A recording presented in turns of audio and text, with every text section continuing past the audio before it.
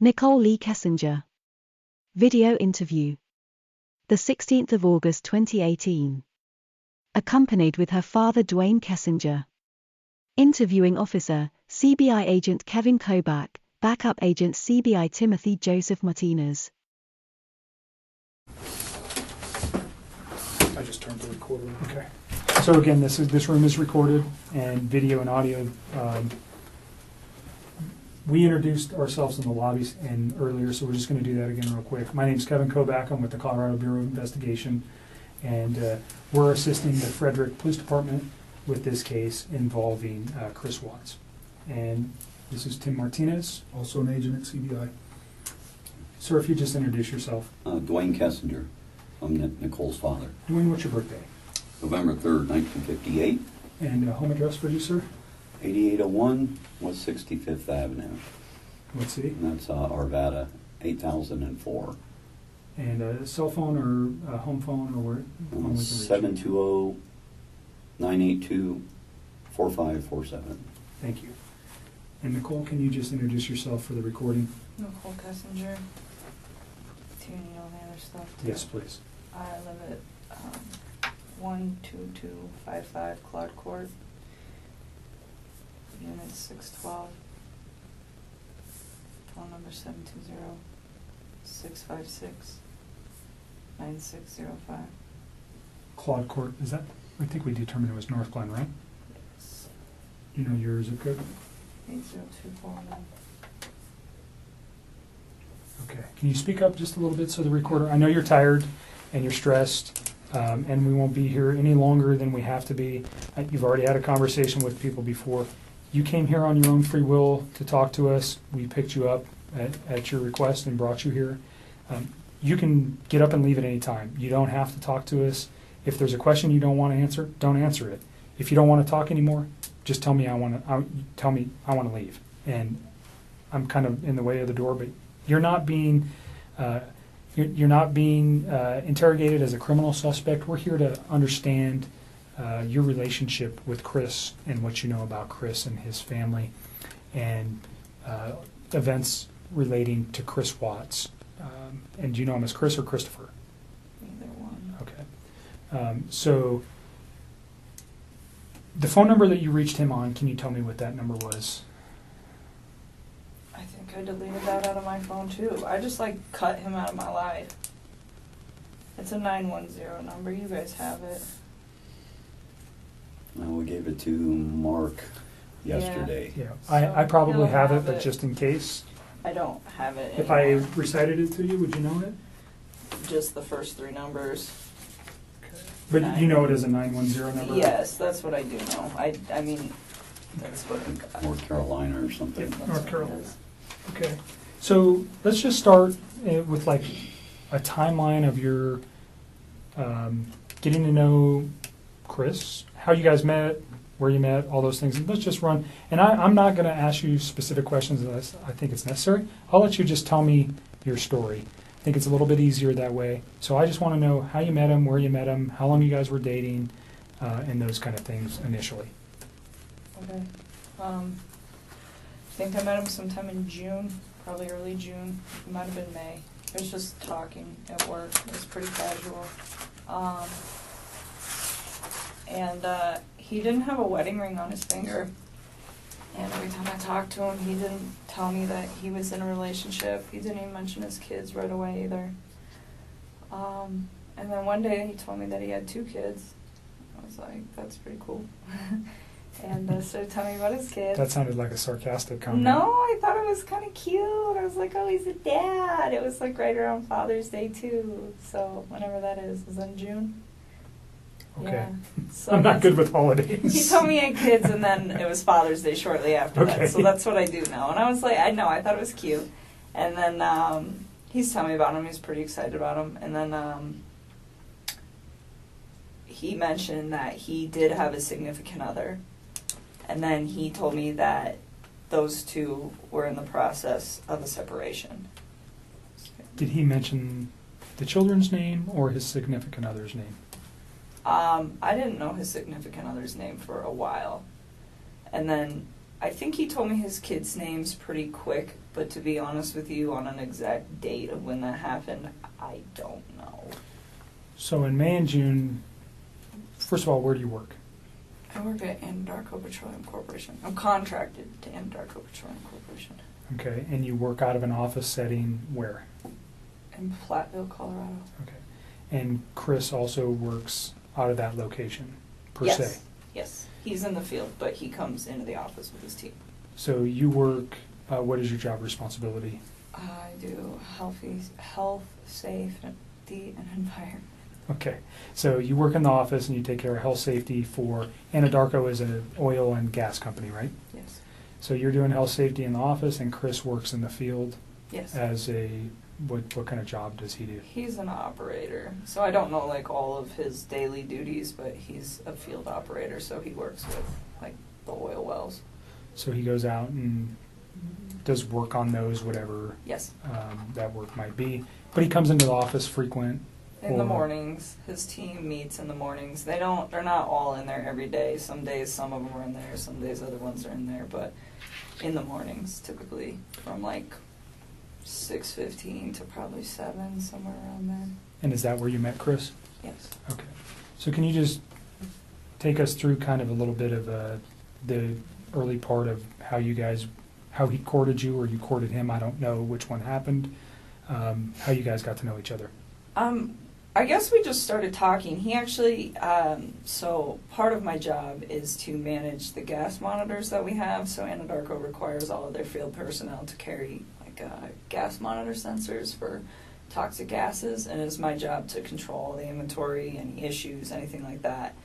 And we were having some pretty serious like equipment issues, and we had numerous amounts of people coming in my office one day, and he happened to be one of them. And I'd seen him before, like they meet in the lunchroom, and that's where I go put my lunch in the fridge. So I'd seen him, but I didn't ever like talk to him. So that day we just started talking, and then every time I saw him in the hallway after that, and it was always hit or miss, like it wasn't an everyday thing, it was just when I saw him, we just started talking, and we just kind of had a lot in common and just hit it off, so we'd always have, pretty good conversations, and then, I don't know, one day he told me that he had kids and started talking about his kids, and then mentioned, yes, that I have a wife, but we're getting separated. I said, okay. And then When do you think that was? when he said all that, So specifically when he told you he was getting separated from his wife, was that within the first couple of weeks that you knew him, or was that later on? You said you met him around May or June. yeah, it was still in June. Okay. It would have been before Father's Day. So had you guys ever gone out on any kind of No. date at that time? You just were No. conversing at work? Yeah, that's all it was. And then, I don't know. We started hanging out. We hung out. We went to a park. Hung out at a park. Let's go back real quick. So why did he tell you that he was getting a divorce? Did he ask you out at that time? No, he didn't. I think he was probably interested in me. And so, he talked to me a couple times via his work phone, and I was like, no. Like, it was still very, like, friendly conversation. But then when I realized, like, this man is interested in me, I'm interested in him, this is personal, so we got away from the Anadarko thing, because I really don't want those guys affiliated with any of this. And So you have a work phone that's specifically... no, I have one phone that I do both on. He has 2 phones. Okay, so he had your phone, the 720-656. That's the only number that I roll with all the time. Okay, So he has 2 phones. all right. One of those owned by Anadarko and Yes, one sir. personal. Yes, sir. Do you know what his Anadarko phone number was? Okay. It's been so long, and I mean, I'm sure I could like look it up, but I tried to look it up for those guys yesterday, and I couldn't find it. Okay. We can find it, that's okay. Just wondering if you knew it. But at that point, we just like took it to his phone because I just felt it was like better that way. And we just continued to talk, and then Let me go back to the park. Where's the park? it's like down the street from my house. It's called East Lake Number 3. Your house Yes. in North Glen? Yes. And that was in the June time frame. Or like the beginning of July. It was like right around my birthday. It's like so sometime at the very end of June or the beginning of July. Okay. And that's the first meeting you had outside of work. Yeah. Basic conversation for a first date? I mean, we kept it pretty simple, I guess, you know. I don't even remember everything we talked about. We Sure. were there for a few hours. But Understand so if I ask about conversation, what I'm looking for, was he talking about his family during any of these meetings? Those are the kind of, I understand, whatever you guys were talking about, relationship, your life, your interests, those things, we don't need to know that. What I'm interested in is knowing is when he brings up his children, when he brings up his wife, when he brings up financial information, when he brings up his home, when he brings up anything that may have been, and it's been a few days, so you've had a chance to reflect on some articles that you may have read, and you know, unfortunately, that you're in a situation where somebody has been murdered. And that information, when you look backwards in your memory with the conversations with Chris, anything that he might have said that would be relative to that, and I'm not just, even if one day he was mad and he said, I want to do this or do that, anything like that, if he ever made any kind of statements that you were like, whoa, that was weird, or why would he say that, or why did he mention that? Do you understand what I'm looking for? No, I completely understand. I just feel like some of this happened so long ago that I can't tell you like the exact words of the exact conversation at the exact time and place, because it's like we had a lot of conversations. I mean, we talked every single day. So it's if there's like I'm trying to help you guys with the stuff like the stuff that's more current. I can give you guys a lot more like detail and exact times. But when you're asking me about something that happened 6 weeks ago and exactly what was said, it's like, I mean, I'm sure I can give you a general idea, but to be honest with you, like to pinpoint exact words, it's not going to happen. I'm not looking for exact words, just more, let's say 6 weeks ago he said something that triggered with you last night. That's what I'd be looking for. Or something 4 weeks ago.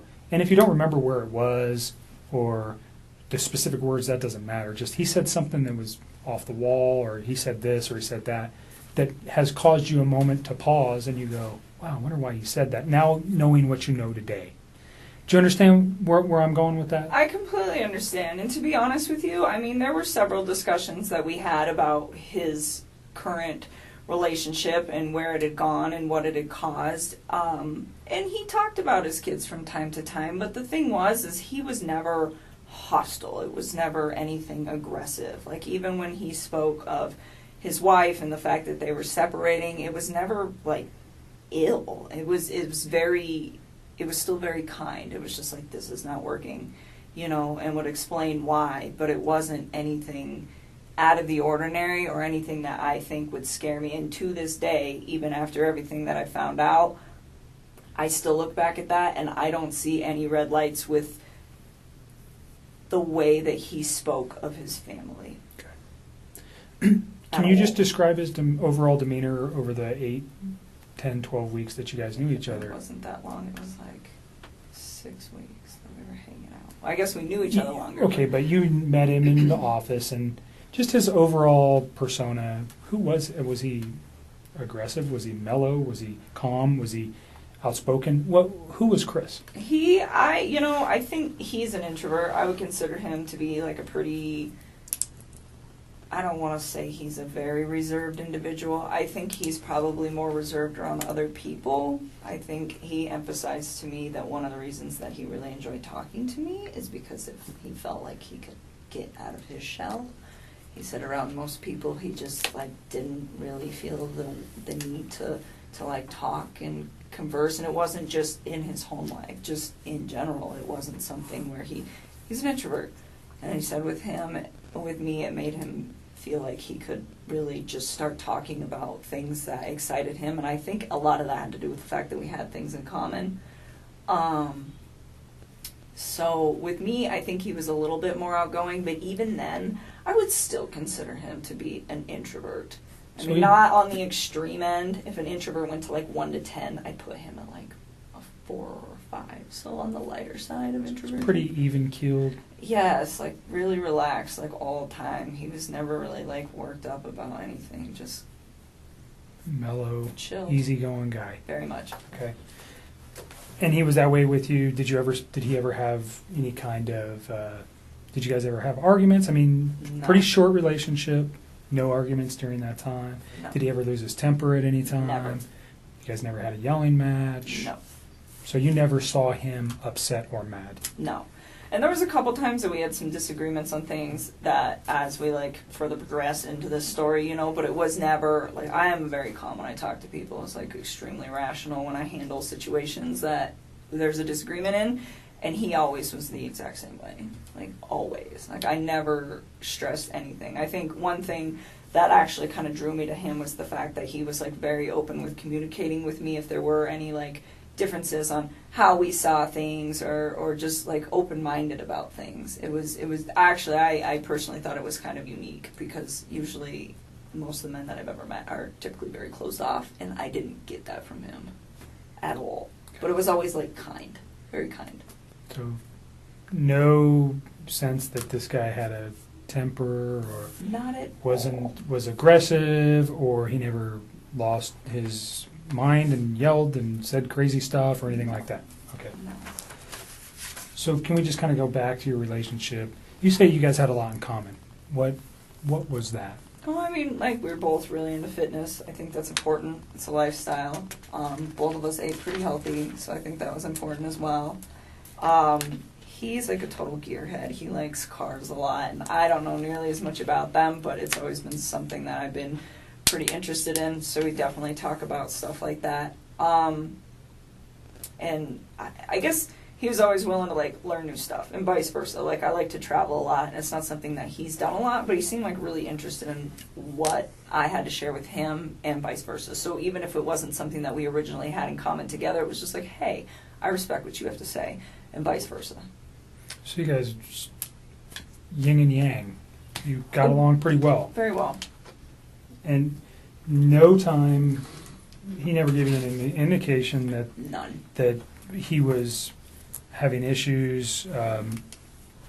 So during your guys' dating time, did you guys spend most of the time at your place? Always. Okay, always at your place. Or we'd go out, but I told Mark yesterday, he asked me if I went over there, and I told him about one time that I went over to that house. I've been to that house twice, but it was very, very brief, and it was not an extended stay. I did not feel comfortable there, or I just didn't want to be there. It's not my life. That is somebody else's life and somebody else's existence, and I respect that. That's their space. And so I used to tell him, well, come to my house because this is our space. This is my space. And so for me, out of respect just for whatever situation he had going on and the fact that it's not my home, I felt that it was better to be in my place. And I live alone. I don't have any roommates or anything, so it's pretty easy to do that. So during June and July, were you aware that his family was not his? Did you meet his children? Nope. During Didn't want June to. and July. And he didn't ask me to. Okay. I mean, not that I didn't want to ever. It was just not now. It's you're not finalized with your separation, and not only that, we've barely been dating. You can't introduce kids to somebody new in a situation like that. That's something that takes time. I mean, would I have liked to have met them? Of course. That would have been a great honor for me to have somebody introduce their children into my life, but not then. It was something that it was okay, well, let's see where we're at in 6 months. Let's see where we're at in a year. And if we're still doing this and you and me are still, happy with where we're at, and you think that this is something that is going to be long-term and is worth bringing your children into the picture, then yes, I would love to meet them. But it's not right now. You are still in this situation where you're not even completely out of it, and I'm getting in it, and that's not fair for them. And that was kind of the policy that I had with him, it was just yes, but not yet. So did he ask to introduce you to his children? Not at that time. Okay. I think both him and I were on the same page of eventually, if things went as they should in a I understand you guys' relationship. relationship is very new and young. Yeah. So although it was short, just laying everything out helps us understand what actually was going on with him. And Yep. I might ask you a question and you're going, why the heck would he ask me that? Probably because I have information that I'm not willing to share with you, and I'll tell you that right now. I'm not going to tell you. Some questions I'm going to ask you, and you go, what the heck? I won't share some information with you. Just, it protects you, it protects our investigation. So if it seems weird, there's a reason I'm asking it, That's and fine. it's usually relative to what I know.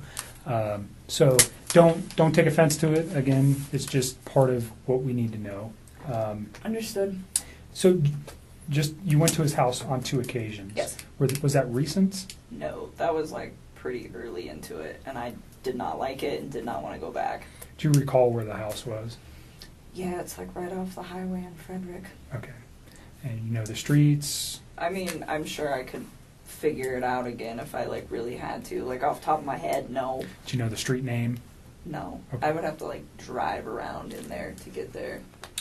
She knew the street name when she searched Google for it a few days prior to this interview. Okay. Did it look like anybody else lived at that house at that Oh, time? definitely. Okay. I mean, So is that what freaked you out?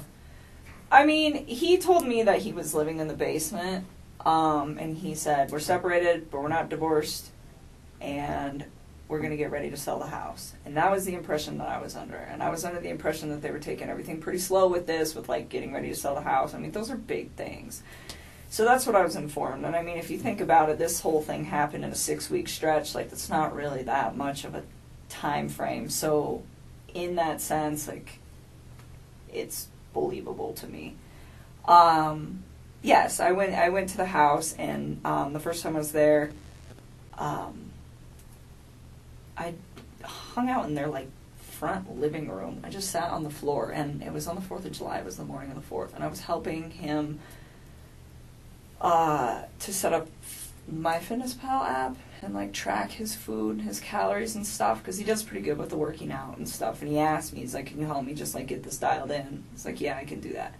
So that he invited me up to the house, and I was already kind of hesitant to do it because I was like, there are other people that live here, and I just felt like it was an invasion of space.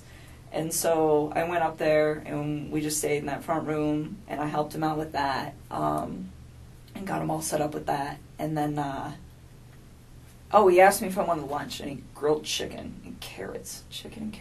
And then that's all he had. And I was like, okay, so we ate, and then I left. And then there was another day about, I can give you the date-ish. Let me look at a calendar. I think it was the weekend after my birthday. Just a thing on the courtesy for the phone for, what was that guy's name, Don? This gentleman, Oh. Thornton PD. I just met him today. Oh, Do you want to do the phone I forgot today? about that. For TPD? It's not for them. They're doing it for us. Yes. We don't have the equipment with us to do it, and I asked them to do it for us. They're not involved in this investigation. He would just be a computer person. He would not be looking at any of this stuff. That would fall to myself. So keep that in mind. He's not involved in this investigation. Thornton PD has nothing to do with this, other than letting us use their facility and helping us with some electronic download. He's not going to look at your phone right now. He's going to put it on a disc, and they're going to give it to me. Gotcha. I don't know. What do you think?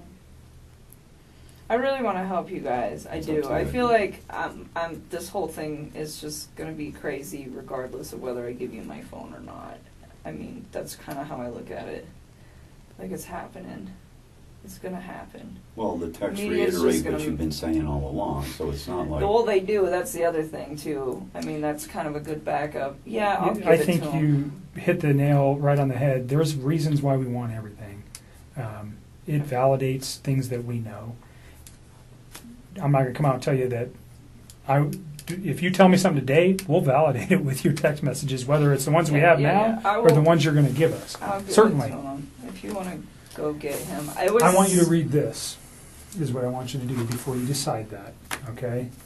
So the second time I went to that house, I'm not sure what day it was, but it was the weekend of the 14th.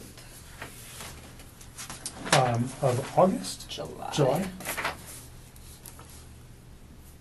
I don't know if it was the 14th or the 15th. One of those 2 days. But we had went out and we stopped there just real quick on the way back.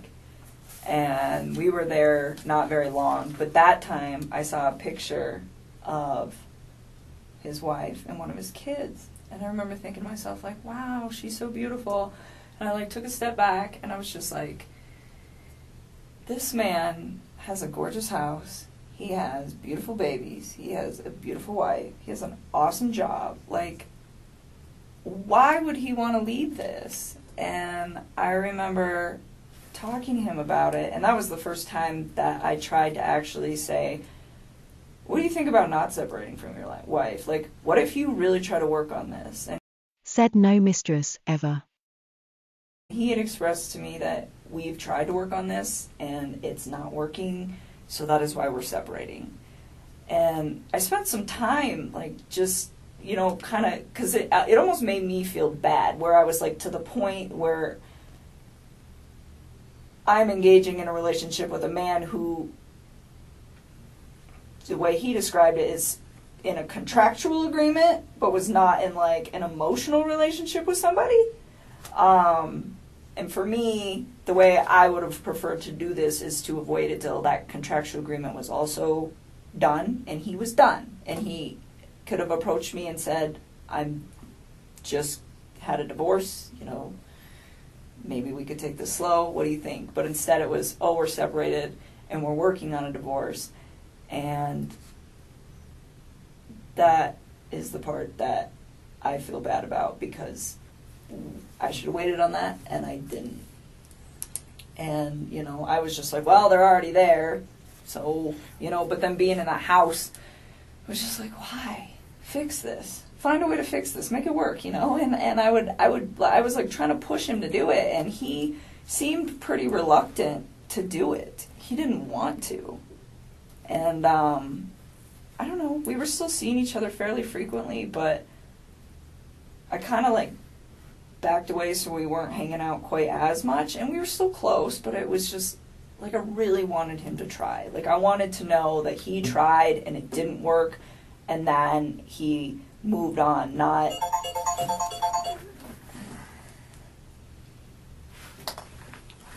that, you know, they both kind of tried and then he got himself into a situation with somebody else. And I don't know, I just thought he had a beautiful life going on, and he could have made it work. That was the way I looked at it from the outside. So is this something you reflected on since this event, or was this you? No, I was doing it then. Like you said, this doesn't look right. He's kind of, I don't want to be responsible for breaking up a marriage, especially with 2 children. Is that kind of the gist I'm getting here?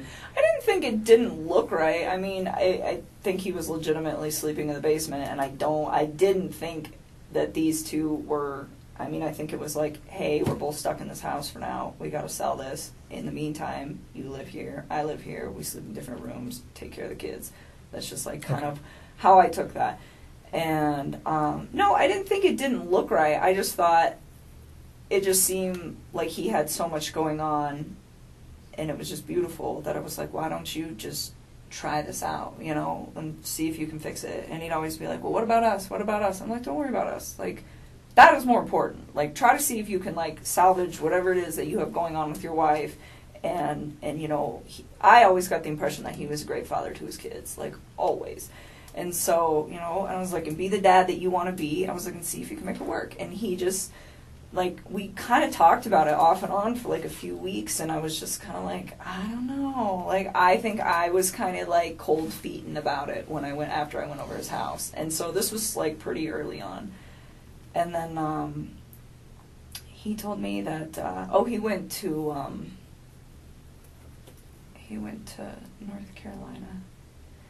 And he was like, I'm going to talk to her when I'm in North Carolina and see if I can get her to do this, to, like, try to, like, rekindle the flame. Okay, so try to salvage his relationship as you've been asking him yes, to do. And then if he When decided, did he go to North Carolina? I think it was, like, the last week of July, somewhere around there. Okay. So, I mean, this was, like, a couple weeks that I was just kind of, like, trying to push him to do that. Let's pause at North Carolina, and we'll come back to that real quick.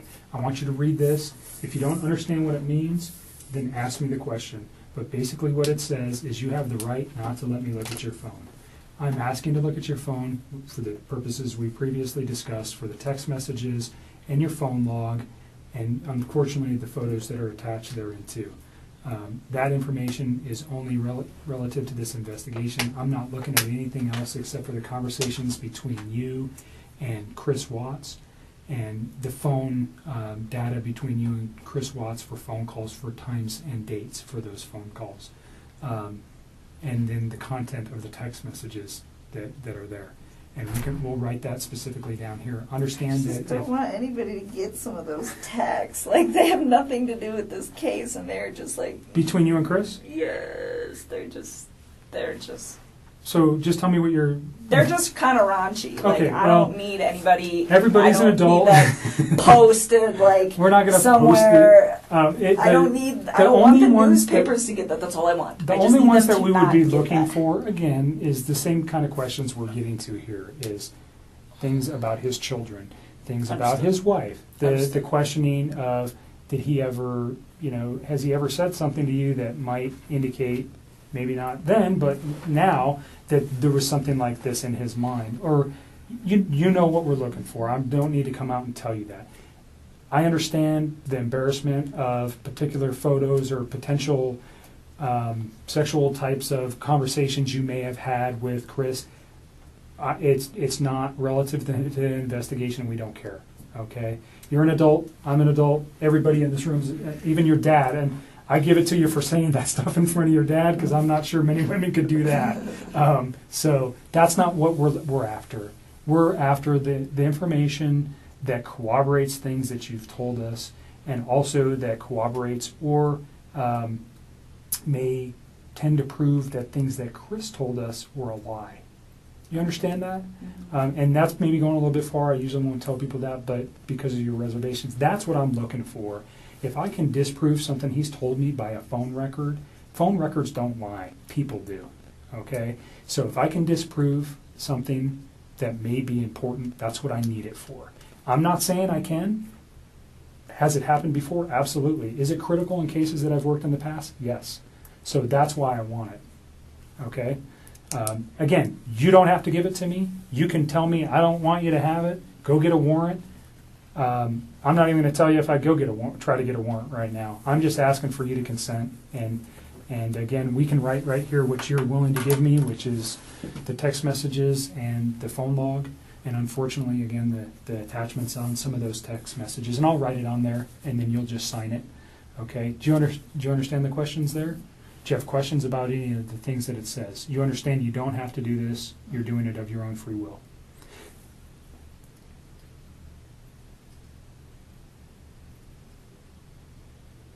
And I know you're tired, so if you want to let your dad read it too. He will. Thank you. That's a good idea. Can you fill it out before I sign it? Yep. And just, you read it, and if you have any questions, then we'll put on there what we're after. I'm so hungry. You should have told me. I would have got you some food. I got food in my car. It's not staying down. It's just coming She hadn't been back up. feeling good. Not because of any, just Like, I got sick prior to this Jim. whole thing happening, and then I think all of this compounding with the Stress. fact that I'm sick, it's just not good. I've not really been eating or sleeping much at all.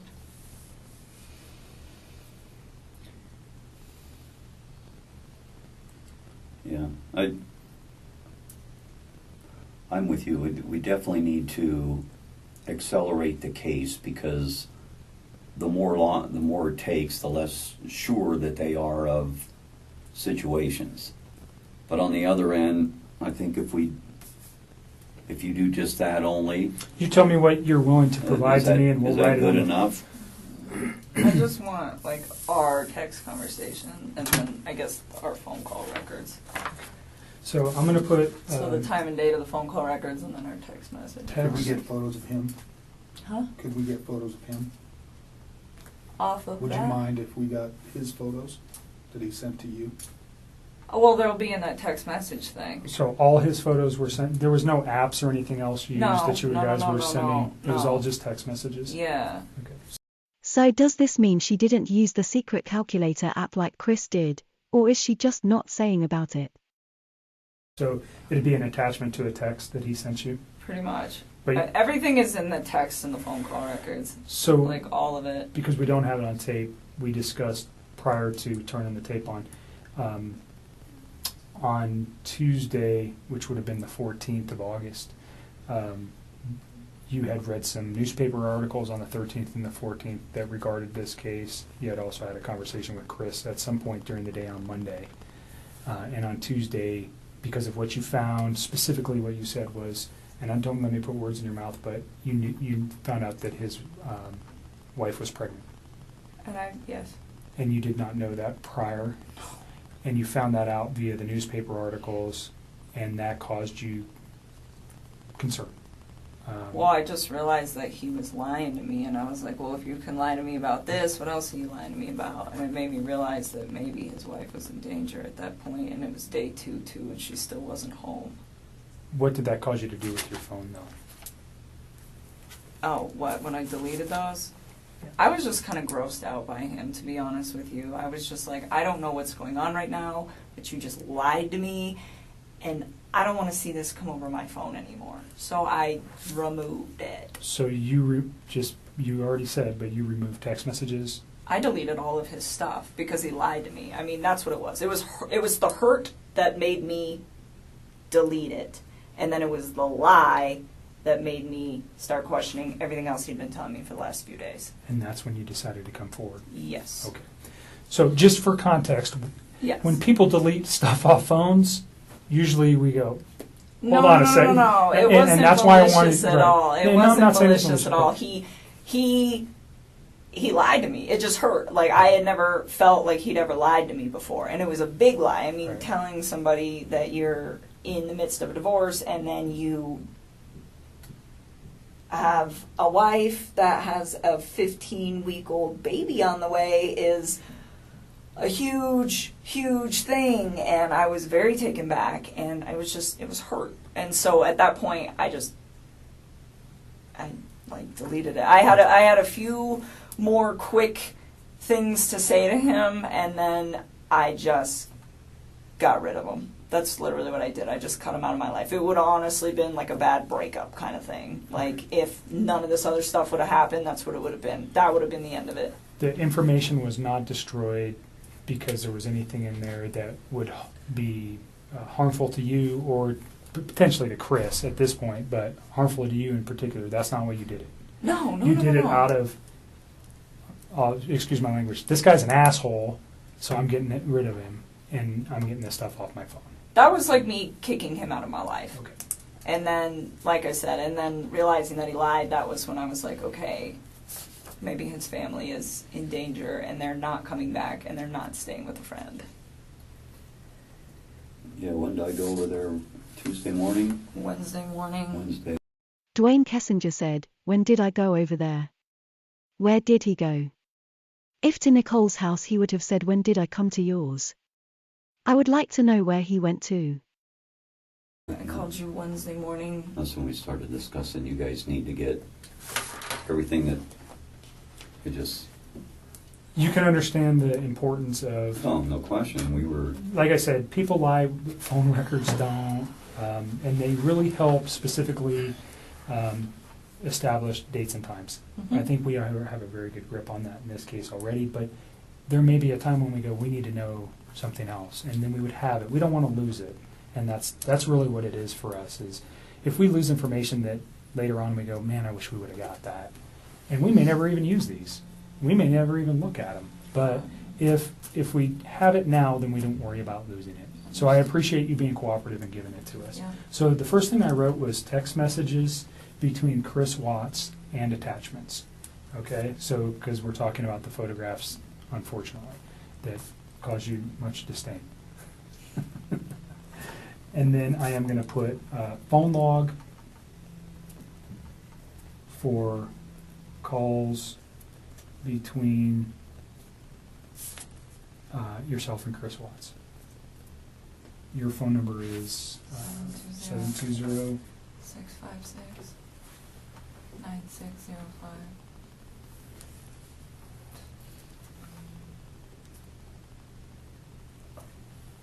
and this right now is located at, we're at the Thornton Police Department. It's going to be moved to so this is kind of, doesn't make sense, but we're here, it's going to be moved to the Colorado Bureau of Investigation. He's going to download it here, but I'm going to take it with me, just so you know. It's not staying here. Okay. They're not going to retain any of this. This comes with me. Okay. Okay? Is there anything else you want on there?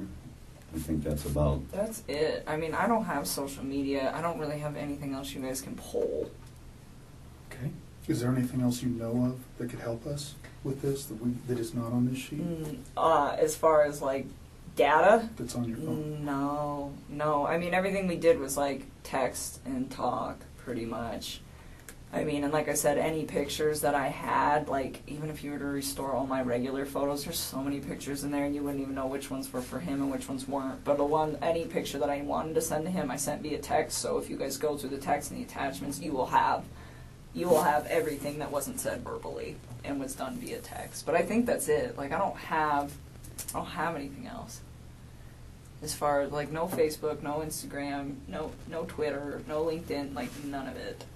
So, there was never any of that kind of correspondence. So I think that should probably cover everything you guys will need. Is there any particular messages that would help me so I don't have to look at, because whatever's on your phone, I don't know how long we're going to get back to, but let's say is there a particular date or time or message that stands out to you that would be relative to, specifically to the investigation into this case, that might assist me in understanding why something like this could have occurred? I'm still in shock that this whole thing happened. I Like, can imagine.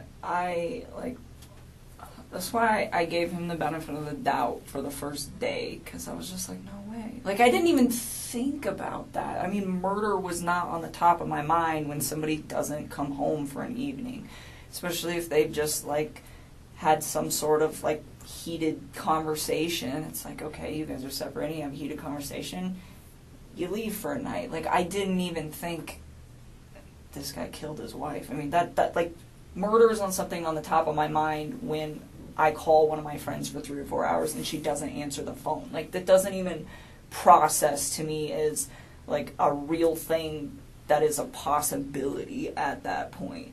And so that's why I gave it a day, and then the second day I was talking to him, he was just, like, a hot mess, I could tell. And then with, like, the way he was talking to me, and then that's kind of when I cut him off and I stopped talking to him.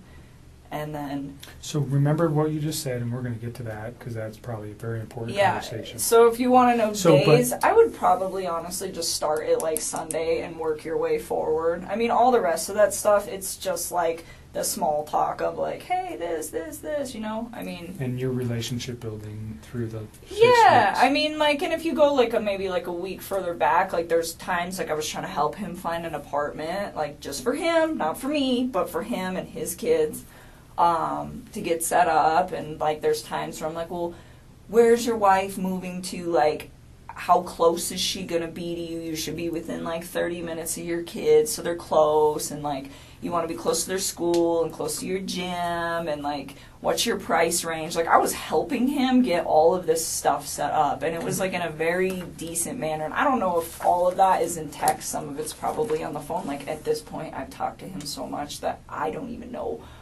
which parts are, like, verbalized and which parts are texted at this point, but we can figure it out. Okay. You see what I wrote? Text messages between Chris Watts and attachments, and then the phone logs for calls between your phone number and Chris Watts. Mm-hmm. Those are the 2 things that we'll ask to be extracted from your phone. So if you're okay with that. Why does it say items removed? Cell phone data. Isn't that this? That is that, and that's what he's going to remove, and then that officer is going to fill that out. Gotcha. What is the date? I don't even know what Today is the 16th. NICHOL is left-handed. Just thought I would point that out.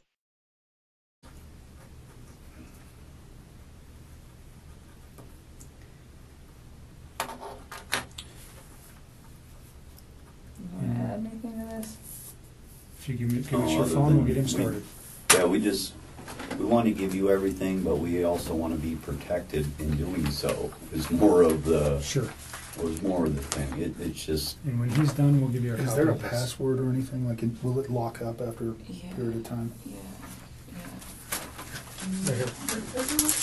That's what notes. And Make sure there's nothing written on the back. There's not. I checked before I ripped it off. Let's go back to North Carolina. Okay. He went to North Carolina and he was trying to rehab his marriage with his wife. He said. Do you know her name at this point? Yeah. Okay.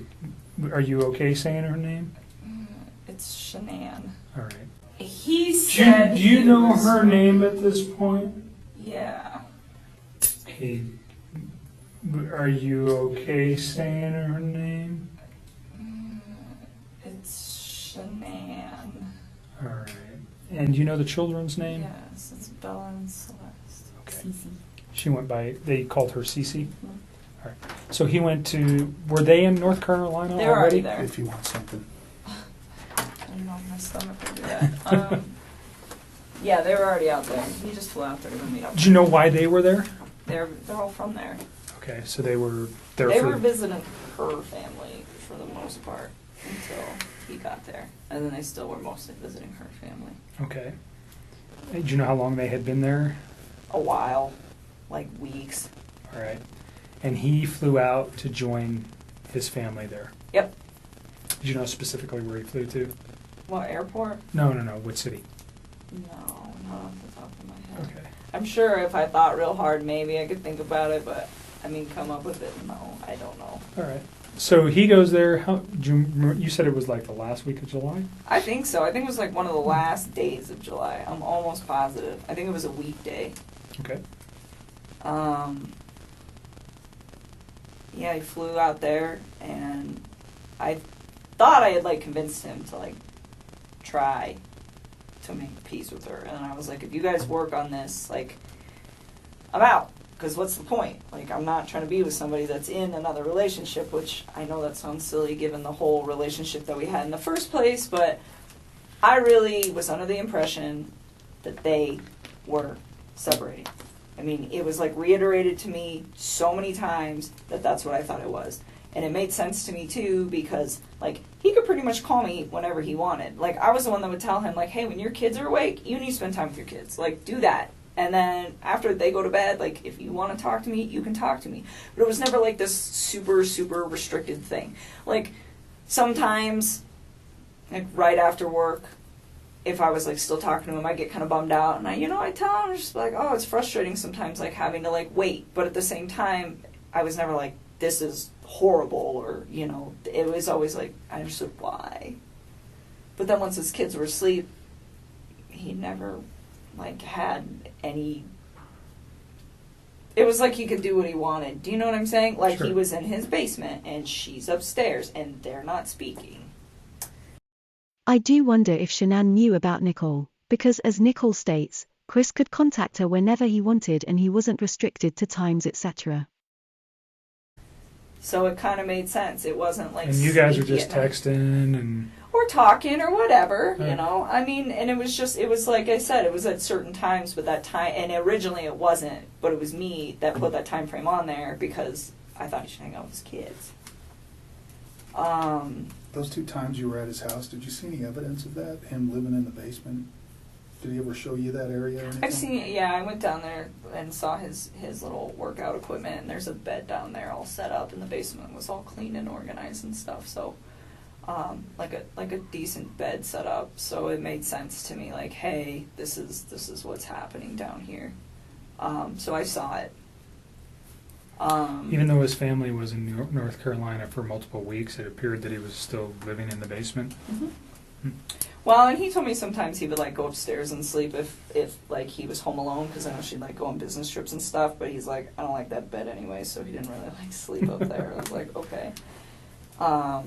Even when it was just him, so Okay. that was the impression that I got. I don't know what you're talking about. North Carolina. Go back to North Carolina. So North Carolina. So he still made very frequent communication with me when he was out there, and at one point he told me that they sat down and they talked about it, and he told her that he wanted to either fix things or like, to try to fix things, and if she didn't want to fix them, then they needed to, like, move forward with the separation and, like, actually file for a divorce at this point, was the impression that I got from this, and was what he told me. And so, he said that she was, like, pretty receptive to just not trying. He was like, she seemed like she just wants me to go. He's like, when she has her mind made up, she has her mind made up, and that's what she wants.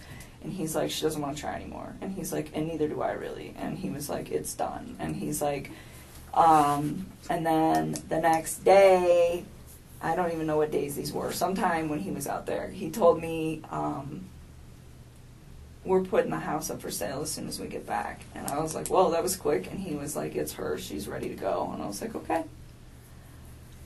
And so I left it at that. And then he got back, and I started asking him, like, what are you going to do? Because the Colorado housing market is fire, and you guys are going to sell this house, like, real fast. And I'm like, you need to start looking for a new place to live. And I'm like, where do you want to live?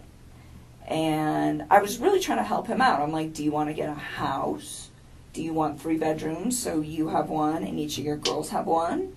I'm like, do you want to, you know, like, do an apartment? Like, what do you want? You know, where do you want to live? Because he's in Frederick, but that whole area over there is just like a bunch of small towns, and you can kind of just pick and choose. Everything's kind of, you know, and so he told me, well, I like Brighton, and I was like, okay. And then he told me he wanted a 2-bedroom apartment, and he said he wanted 1 room for him and the other room for his 2 girls. And I thought it was kind of cute. Like, I remember telling him, I was like, yeah, me and my sister had bunk beds, like, at my dad's house. And I was like, when we were little girls, and me and my sister were the same age apart as him and as his 2 daughters, you know. So I told him, I was like, they're going to love it. I was like, they might be, like, stuck in one room together. I was like, but they'll become, like, best buddies. And it was really exciting. Like, I liked helping him, and I just wanted him to, like, I don't know.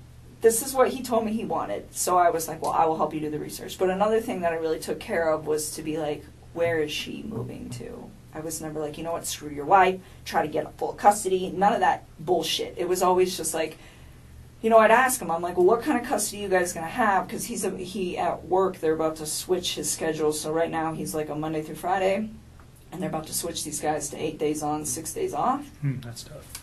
That's awesome. And I was asking him, I was like, are you going to have your kids, like, on that set of days off? I was like, because that would work perfect, like 1 week on, 1 week off. And I was just like, you know, we just talk about it. And I'm like, what is your plan? And he's like, we haven't figured out exactly what we're going to do about the kids yet. But he told me, he's like, Colorado's a 50-50 state, and she's okay with everything 50-50. Like, he said that she was, like, on board with this because she wanted it too. Like, she was checked out of this relationship. So that was, like, how he made this sound. That it was, like, a very, like, kosher, we're done kind of thing. Did you ever give him, like, books or articles or anything to read about saving your marriage? Did you ever provide anything to him like that? About saving his marriage? Yeah, like how to recover a marriage or how to save your marriage. Or, you know, there's all sorts of publications and books out there. No, but I did tell him, and I don't know if I did this through text or phone. That will be something you guys will, I'm sure, figure out. But I told him a few times, like, I think that you should take the time to read some articles about what separation does to kids.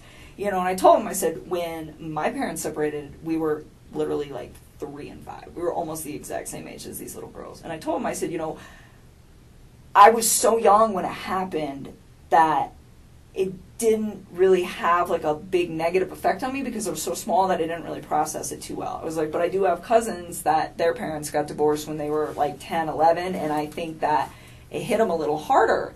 You know, and he's like, oh, they'll be fine, you know, and I told him, I was like, even though they're small and you think that they'll be fine, I was like, I think you guys should just read about it just so that you guys are prepared in case, you know, one of these two starts having a hard time with the fact that you guys aren't in the same house anymore, you know, and I would tell him, I was like, you know, there's pros and cons to it, like, because he was like getting ready to do it, and it would be like, you know, it's kind of cool having 2 Christmases, and, you know, like, your parents get to go, you know, be happy doing whatever it is they want to do with their lives, and they don't have to be in a situation that's probably not good for the kids because it's not good for those two, you know. But at the same time, it was like, just read. Like, that's what I always used to tell him. I'd always tell him to, like, I tell people to read about everything. Reading is so good for you. So he, at this time, is telling you that, yeah, I am the guy trying to save the marriage and she doesn't want it. That's what he told me.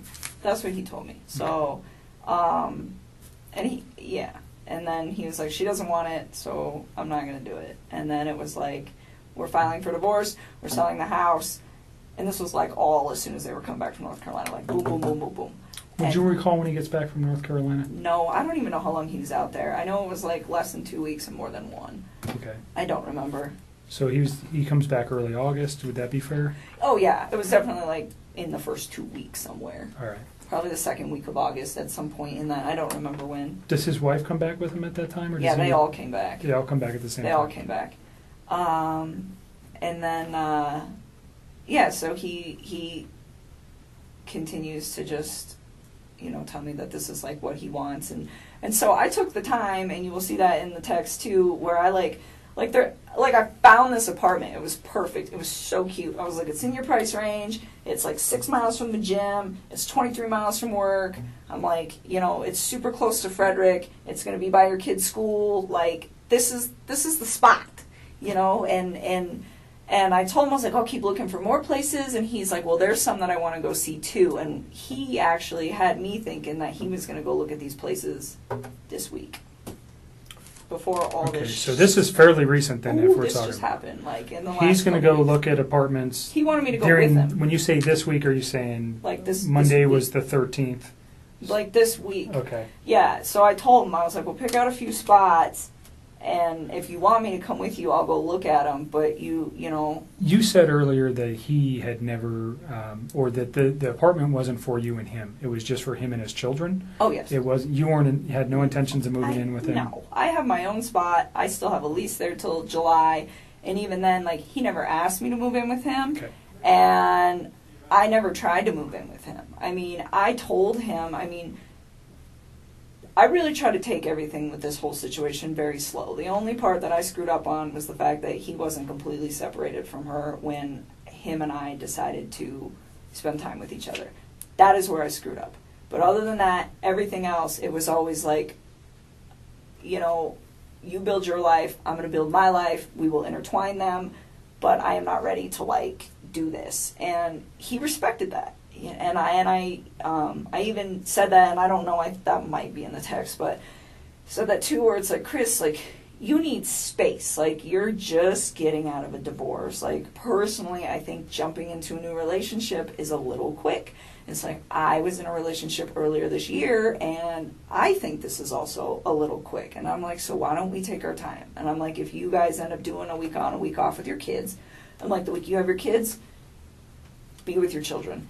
And the week that you don't, I'm like, I don't even want to see you every day. I'm like, I think we should spend like a few days of that together. I'm like, because I like my space, and I think you need your space. I think you need your space to, like, develop your identity again and, like, get it back, because I think he's just been, like, so wrapped up in this whole thing that he's got in his own life and his life that he doesn't remember probably what it's like to, like, be single or have time where it's, like, just him. Sure. And so I was just like, you know, like, embrace that. I think it's a beautiful thing, and I really try to, like, take it smart with all that. And it was the same thing with his kids. I was just like, you know, like, and we talk about things every once in a while where I'd be like, hey, if I ever meet, you know, because, like, I have a lot of house plants. That's a good example. So I have a lot of house plants, and I told him, I was like, one day if I ever meet your kids, I was like, I'm going to show these girls how to, like, paint pottery and plants. I was like, I think they would love to see something grow that they built. I think it would be really, really cute. And, like, little stuff like that, but it wasn't very frequent. It wasn't, hey, we should get married, and hey, we should have babies, and hey, I want to live with you, and hey, I need to meet your children now, and let's cut the mom out. It was never like that. And there was never any conversation about, you know, we can't do this with her around, we can't do this with the kids around. No. He never said that, you never said that. No. So the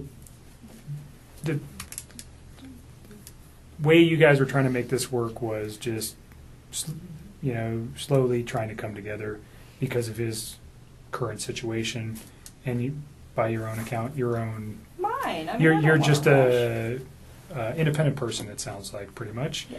and but through text message or through conversation, he never said, "Hey, you know, this isn't going to be financially able. I'm not going to be financially able to do this," or "This isn't a good thing. I got these kids."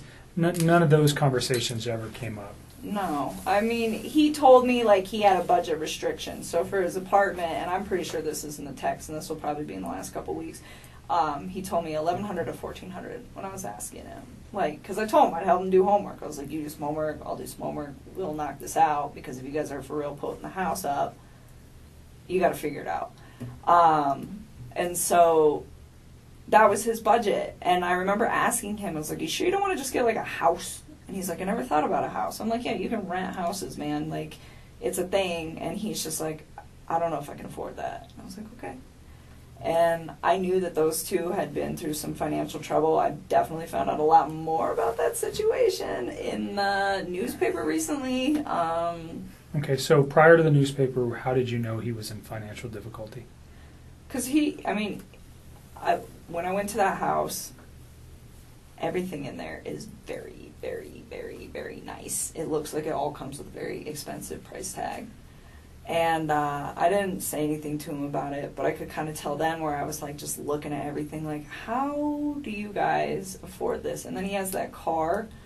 I don't even know how much that car costs, but I bet it's what car is that it? Lexus. I'm sure that thing costs like $80,000, but just like money. Like everything just looked like it costs a lot of money in that house. You probably have a decent idea of how much money he makes. Yeah, and it's not enough money to pay for all that, not even close. Did you have any idea of what Shanann did for a living or how much money she might have made? I mean, I had an idea. I would consider her like a sales rep. I don't know how else to describe that. For the company that she worked for. And I don't know exactly how much she made. He said that she was really competitive and she liked to try to keep up with him. He's like, she gets close sometimes. So I don't know how much those two brought in. I mean, off the top of my head, if I could guess, probably somewhere around like $140K a year. I mean, I don't know. Because I don't know exactly how much he makes.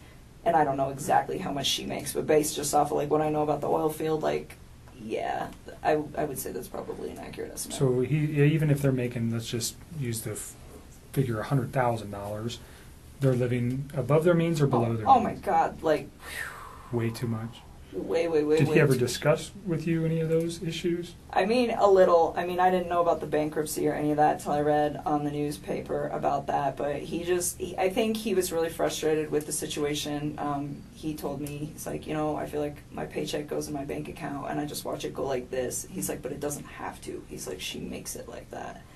And I was just was he resentful for that? I don't know if he was resentful. I just think he was frustrated by the fact that they could be doing a lot better financially, and she, from the vibe that I got, had really bad spending habits. So she was a spender. The car hers or his? I think it's hers. Okay. I'm pretty sure that that's hers. Do you know what other car they might have? Well, I mean, his APC pickup truck. And that's it, I think. That's owned by Anadarko, though, right? Yeah. But so I don't think they own any other vehicles as far as I know. I think it's just that thing. And Anadarko doesn't allow him to drive that on his own personal time, right? No. So he's just got one vehicle. Yep. And it's a very expensive Lexus. And then they live in a pretty expensive house. It's a huge house. Yeah. I was very taken back when I saw it. I was just like, whoa. How? And then the guys... fixtures inside caused you to pause. Everything was just like. And then you mentioned today you read something about bankruptcy. Yep. What did you read? That those guys filed bankruptcy for a lot of money. Who are those guys? That couple. Okay. In 2015. Oh, Shanann and Chris. Thanks. Filed bankruptcy in 2015. Okay. And you said for a lot of money. Do you recall the amount? No, because it was different in each of the newspapers, and I don't know which one to believe. Okay. So, hundreds of thousands of dollars. So, yeah, I didn't know that. Let's go just back to him and the financial. He tells you he has a concern enough to at least express something to you that he's frustrated with the way she spends, or he's upset with working so hard and never having any money, and she's kind of the responsible party for spending most of the money. I pretty much got that vibe. I mean, he just told me, he's like, we're house broke all the time. I was just like, that's unfortunate. And I asked him, I was like, do you have 401k? And he was like, yeah. And I mean, the reason I ask him this is because if I get into a relationship with somebody, I want to know, like, what kind of baggage that they have. I think that's important if I walk into a situation where I'm like, hey, I have good credit and I have all these things that I've been building, and you don't have your stuff together, like, what are we going to do with this? And it's important for your long-term You're smart. thing. So I'm preparing. And so I just asked him, I was like, well, do you have 401k? And he was like, yeah, I do have that. And then I asked him, I was like, I didn't ask him, like, how much debt they had or anything, but I just said, is your lifestyle sustainable? And he was like, no. I was like, how long do you think that's going to take? He's like, I don't know, but it's not sustainable. Where did his girls go to school? I don't know. He never actually told me. Like, when I asked him once, it was like when I was trying to find him an apartment, I was like, are you comfortable telling me where your girls go to school? That's in the text too. I was like, so I can figure out what distance from the apartment it is. I was trying to just make his life convenient with, like, him, his ex, his kids, and all the stuff that he needs to do and work. And he was like, don't worry about it. Their school's pretty centrally located, so anywhere in the area that we were discussing will be fine. And he just left it at that. So he didn't even tell me, which was fine. I respect that. Daycare is obviously very expensive for a 3 and 5 year old. Oh, yeah. Right? So I understand. did he ever bring did he ever discuss that? Never. Okay. Never. Like I said, the only financial thing he ever said is just like, she just likes to spend money, like a lot of it. So that was just kind of the vibe that I got from that, and that it was a lifestyle that she liked to live, like, very, like, materialistic kind of lifestyle. Wanted to Like, project a certain image. Yes, all the time. And he said that was why they got that house too. It's like she wants everybody to think that we live a certain way and that we can, like, sustain all this stuff. And he's like, and we can't. And I told him, I said, when you're in those situations, why don't you, I'm like, do you like voice your concern about this? And he told me, he's like, when I try to talk to her, he's like, she's really bossy and she usually shuts me out. And he's like, when she does that, he's like, I just let it go. And I was just like, all right. I mean, I don't try to, like, interfere with how those two interact. But I did ask about it because I'm just curious, because I would never put myself in a situation where someone was like, you know what, we're going to live in this house that costs, like, double what we can afford, and that's how it's going to be, because I want everybody to think we're fancy. Because I wouldn't do that. I mean, to me, like, I wouldn't put up with somebody doing that to me. And I'm not saying that that's what she was doing. I mean, for all I know, he could have been completely lying about this. He could be the one spending all the money. Sure. You know? This is just what he told you. Exactly. So, I mean, that's as far as I can interpret it. So I can't be like, well, oh, she needs to do this and she needs to do that. But he voiced his concern where it's just like, financially, I'm in a very bad spot that I don't need to be in, but I'm stuck in. And that was kind of where he was at. So, but I mean, he was never, like, mean when he talked about her. He was never hostile, like, nothing like that. He just, I mean, very calmly, like, this is the situation. And I think the only reason that he even provided me with that information is because I asked. Okay. You said something about her being controlling or Bossy. Bossy. That's what he said. Bossy. In, like, all aspects of their life, or what? Do you know exactly what he meant by that? How that affected him? I think he was just saying when he voices his opinion, it's not her. Is the gist of that, which I thought, from what it sounded like from their separation, from them trying to separate, that was a big deal for him, where he was saying that the reason that they don't really get along anymore is because he feels like he's not heard. He says that he comes home from work and he tries to talk to her and she'll just be like, 1 minute, I'm on the phone. Or she'll, like, scroll through social media and she, like, doesn't acknowledge him. And he said that he'd addressed it with her a few times and they're calm. He said they don't really, like, fight. Like, they don't scream and yell. And he said he'd addressed it with her a few times, and he said it just fell on deaf ears. He's like, she just seems like she's not interested anymore. And I think it made him sad because, I mean, he was like all about his kids, and he seemed like he was trying to be all about her, but it just wasn't reciprocated. And I think at that point he was just like, they just kind of like fell apart. Okay. Just kind of drifted apart. Was that your words or his? What, that they fell apart? Those are mine. Okay. Those are mine. He just said that they didn't communicate very well, and it wasn't in a aggressive way. Communicate. It was just the fact that they didn't communicate at all. They didn't talk. Yeah, they had children, and they was there ever mention that he was trying to resolve or save his marriage for the children's sake? A lot of people talk about that. Did he talk about that? I mean, he told me that he believed that the only reason that those two had still been doing it as long as they've been doing it, he told me that her and him have had communication issues for about 6 years, where she just seems really detached and uninterested in trying to build something with him. And he said, and I said, 6 years is a really long time for you guys to not fix that, considering they were married for, 8? I mean, that's the majority of their marriage. And he said, sometimes I think we just do it for the kids, or something like that. I mean, it's been a long time since I've seen these conversations, so I don't know verbatim, but it was pretty much just get you to remember some things. Yeah, but he said it wasn't just him, though. He was like, I think she does that too. Okay. You know? I mean, and it was this equal part where they are just kind of going through the motions, I think. Mm-hmm. And so, when he told me that she was cool with the 50% everything and just breaking it off and being really civil about it, it kind of made sense to me, because I was the way he made this sound, it wasn't, oh, she's this horrible person, or oh, I'm this horrible person. It was, her and I have drifted so far apart that it's kind of a mutual agreement that this is not going to work. So in those 6 years, though, they had 2 children. Yep. And you said earlier you did not know she was pregnant until reading the newspaper. Yep. So that never came up in any conversation. There was no indications that was going on.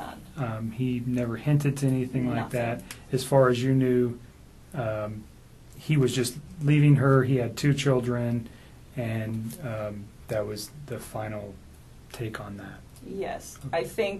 I know why he lied to me. He lied to me because if I'd have known that he had a child on the way, I'd have never wasted my time with him in the first place. None of this would have ever even occurred if he would have just told me the truth. So do you think if he found out that you, if, let's say this week you guys were to go look at some apartments, and this is hypothetical, but you've never found out that his wife was pregnant, would that have changed anything? Like you just said, if I knew his wife was pregnant, I wouldn't be in this picture. So if his wife was not pregnant, and forgive me, but if he takes her out of the picture, you're never going to know that she was pregnant, right? What do you mean takes her out of the picture? If he murdered her, she's out of the picture. You're never going to know if she was pregnant.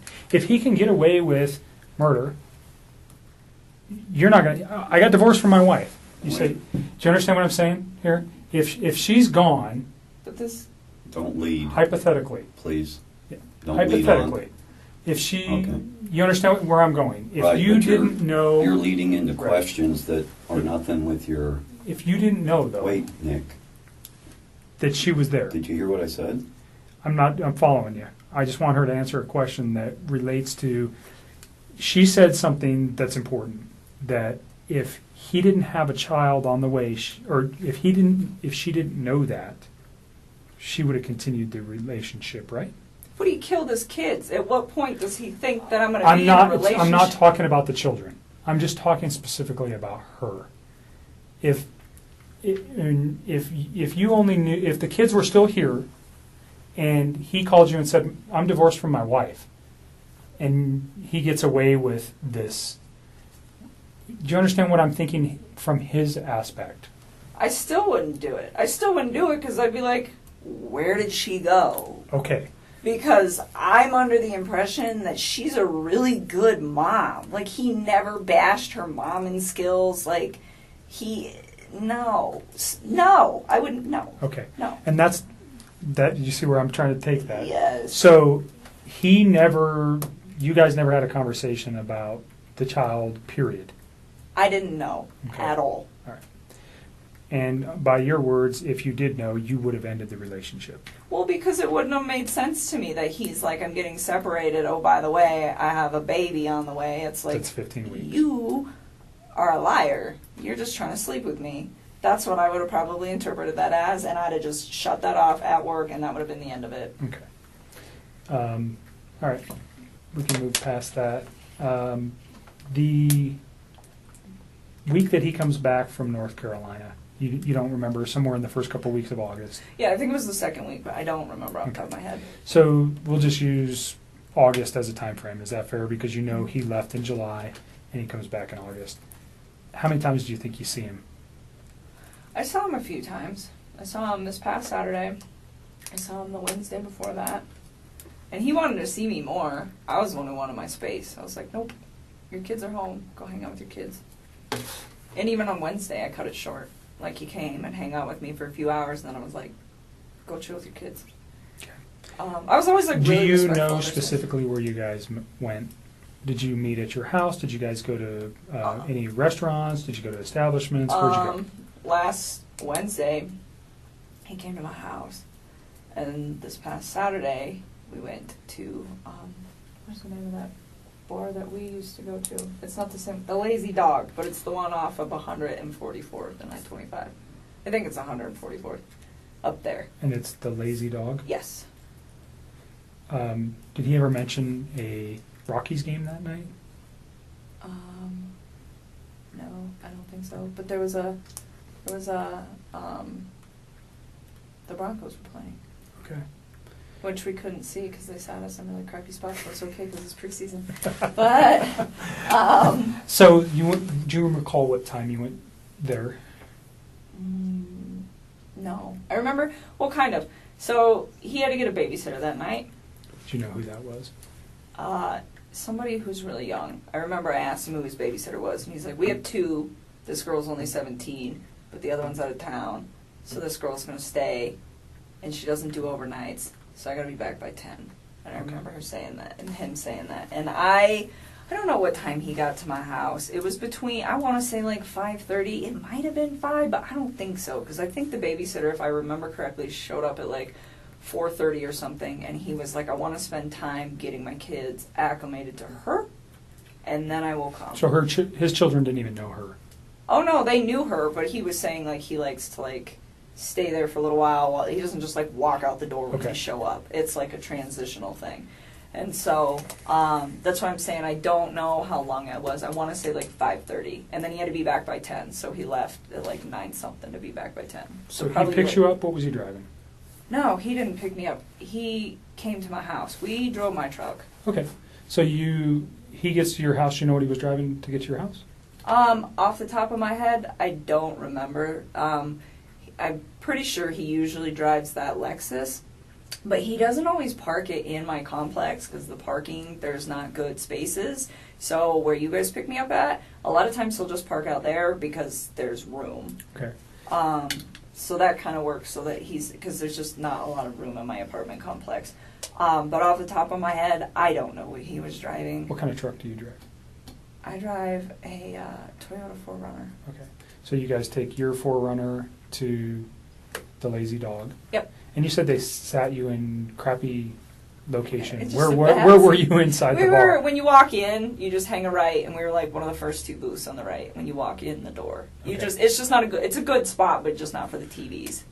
And we actually went to the other Lazy Dog. We went to the one that you and me go to. Where's that at? Federal and 20th. It's 120th and Federal, and we went there, and they have a different menu, and I was like, I don't want to eat this food. So we should go to the other one. So initially you go to the 120th Yes. location. Did you actually get seated? Kind of, sort of. They were like cleaning off a table, and we were standing there just kind of looking at the beer menu and the food menu, and I was like, I don't want this. And so we left. 6 o'clock? Probably somewhere around there, 6:30, and then we left and went to the other one, and we ate dinner. And you're in like first or second booth, right to the right of the door. I'm just asking because if they have video, we want to be able to verify that. So that's why it's important. And you're there for how long? I don't know. Probably we didn't stay for dessert, so I don't know. How long does the restaurant take? Like an hour and a half? I don't know. I've never been to the Lazy Dog. I don't know. Probably about an hour and a half, and then we went back to my house for a little bit. Hung out at my house for a little while, and then he had to leave, and then he left. Do you recall what time he left? Off the top of my head, no. I remember he was like gonna be late to be back at 10. I think there's a text message where he starts texting me when he's home at his house. Okay. So you can probably figure that out. And I remember I texted him back and I was like, damn, that was quick. Or wow, that was really quick. He's like, yeah, I even had time to stop at the ATM or stop at the gas station, stop somewhere to get money to pay the babysitter. Okay. And I was just like thinking like, well, that was really fast. But I think he was still like a little late coming back, but nothing too drastic. So he probably left my house like somewhere around 9:30ish. All right. And you know, he goes straight home. He texts you. Well, I was already home. Right. No, he texts you. He goes straight home from your house, and he texts you that he's home. Mm-hmm. So that should be in your text message. It should be. I'm pretty positive that was not a phone call. I'm almost positive that was a text. Sometimes I get them flip-flopped, or I don't remember, but That's sometimes okay. I know. I'm pretty sure that one was a text. Saturday, during your dinner, what kind of conversation did you guys have? I don't even remember. So he's been trying to like eat a little healthier than he normally does, and he's always like been in the working out since I knew him, and he like tries to eat clean, but he was trying to like step it up a little bit, and nothing like the people who do like the competitions and the shows that are all super restrictive. I mean, it's nothing like that. It's just like day-to-day general maintenance, but it's how I eat, and it's pretty healthy. And he's been losing a lot of weight. He lost, I want to say like 13 pounds in the time that we were hanging out. And honestly, when you start eating a little bit cleaner and you start working out a little bit harder, the first couple months, especially for a man, because they lose weight faster, it's not something that's like that drastic to me, but it did stand out that it was like a little much. And so I was like, whoa, like maybe you're not eating enough macronutrients, so let me look at them. So he had been working on his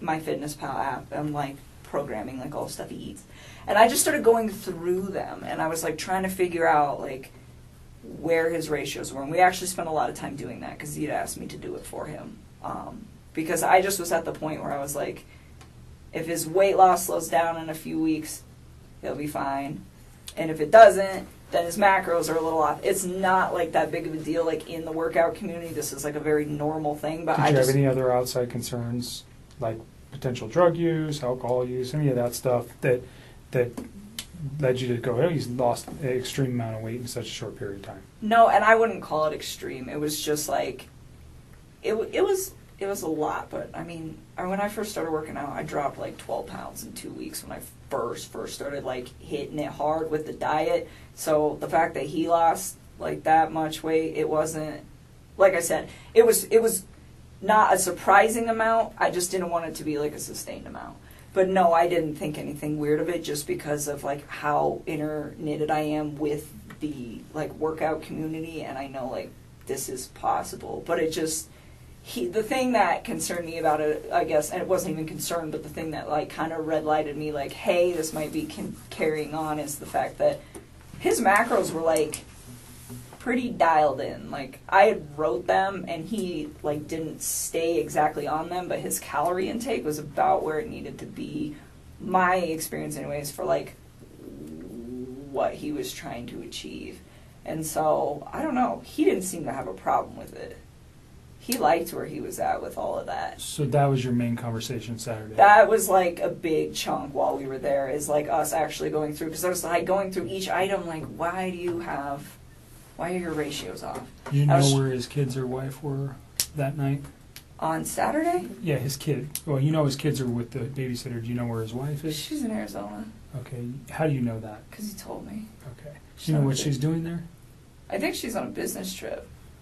He didn't even tell me right away. He actually told me, I think, like on Saturday or something. It might have been like Friday or something. I honestly don't remember. I just remember I was like really surprised where he's like, hey, like, I'm going to try to get a babysitter if you want to hang out or something like that. And I was like, why do you need a babysitter? Like, your wife's home. He's like, no, she's out of town. I was like, oh. Okay. Is there much conversation regarding that, her on being on a trip, or the children on during those conversations? Not really. I just asked him what time she was coming home on Sunday, and he just said really late. Okay. And that was it. I mean, there's nothing really to talk about with that. Okay. So your conversation's mainly health related. Mm-hmm. You guys return to your house, and then he goes home, and then you talk to him for a few hours on Sunday. Did I? Are you asking me, or are you telling me? I'm asking you. Oh, I was like, I don't even know. Someday, honestly, so wait a minute. That was Saturday. We're talking about Saturday. We're not talking about Sunday right now. Okay, so you're still on Saturday. Yes. You guys have a phone conversation when he gets home? That was the day that he got the babysitter and I went out to dinner, not Sunday. Okay. Okay, sorry. I just want to make sure That's you okay. got your Yep. days right. So Saturday, yes, we went out. He had the babysitter. He went home. I'm sure we did. We always talk on the phone. And honestly, I mean, Mark asked me that the other day. He's like, how long are you on the phone? 15 minutes, 20 minutes? Like, you're going to have to look at the records, to be honest with you. Like, so much. You like to talk. I can tell a little bit. Yeah, a little bit. 400, when she was young, she'd crank out about 400 words a minute, gusts up to 600. That little thing can yak, man. You're a talker, so I'm letting you talk. I need to use the restroom. Let me show you where it's at. Can you So- give me some water while you're out there with Sure. me, please? Thank you. Another bottle. Let's Yeah, at least one. let's move to Sunday. Sunday. Well, Okay. let me reverse something.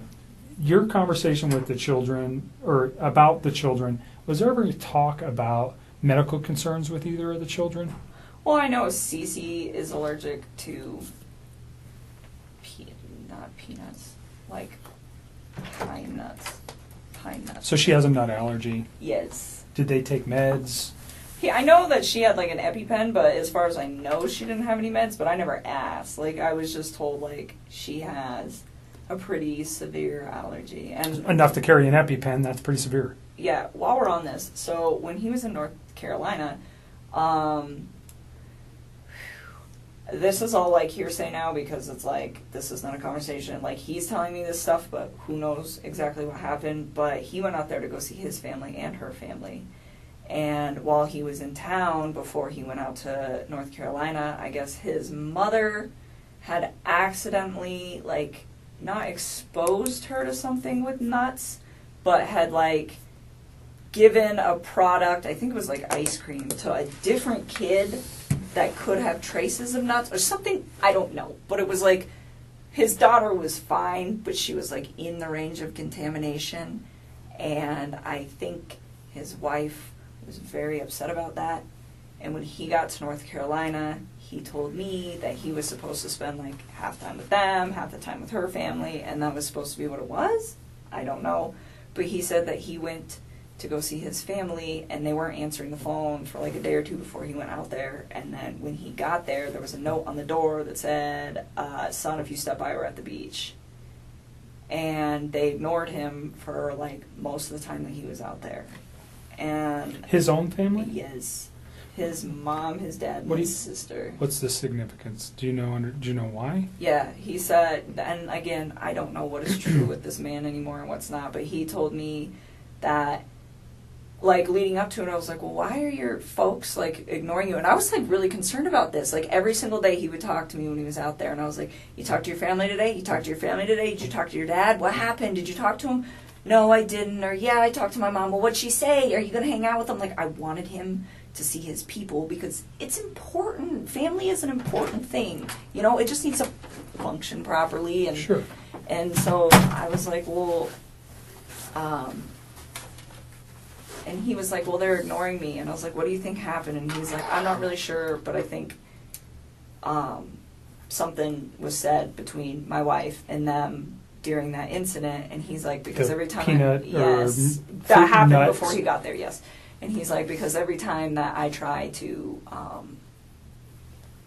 I talk about possibly going over there to see if they're home, she gets upset about it. And I was like, okay. And he told me that his mom and his wife did not get along at all. He said that his mom didn't even show up to his wedding because she's like really did not care for Shanann. Okay. So again, I don't know what's true and what's not, but I just know that there was like some tension there. Mhm. And again, like that part is like, I feel like it's almost third party, so that's why it's Sure. like I didn't even Well, but bring it up came from later. him to you, so it's not. It is something that whether it's important or not, we can validate that. I'm sure we will be having some conversations with family. What does it mean? I don't know. But Yeah, I don't know either, but I just know so like, maybe she, I don't know. well, and then he ended up seeing them on the last like full day that he was there, and they told him supposedly that she had gotten really upset and had screamed and yelled in front of Chris's sister's kids that are very young, and to his mom and to his dad, and said like, you're never going to see Chris again, you're never going to see me, you're never going to see the babies, and just like threatened them, and then like walked off. And I guess that was the incident that happened prior to him coming out there, and then she didn't tell him about it. Mhm. She just like let it go, and then he just spent all week trying to figure out why his family was like Mm. not trying to be involved. Gotcha. So again, I'm not sure. That was like it just feels really third party, so it's hard for me to like talk about because Sure. like, I don't know how That's okay. much validation. So there is and all that. beyond the nut allergy for CC, did you know of any other? Did she take meds that you know of other than carrying an EpiPen? His kids or his wife? No, his children. No. And now, well, if you know anything about his wife's medical conditions, if she had any. No, I've like read in the newspaper they keep saying, oh, she had medical conditions, and I'm like, is that a misprint? Are they talking about CC, or is that just something else I don't know? So you don't know anything about Nope. Shanann having any kind of medical problems? No. Okay.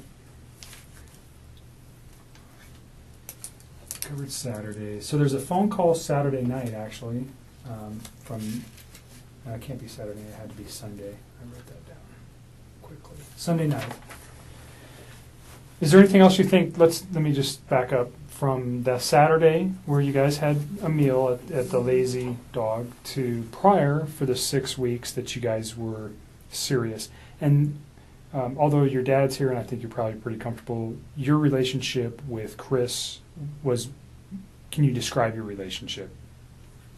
I mean, when he was with me, I considered it to be fairly healthy. It was open communication, and it was what I thought was honest, and it was very calm.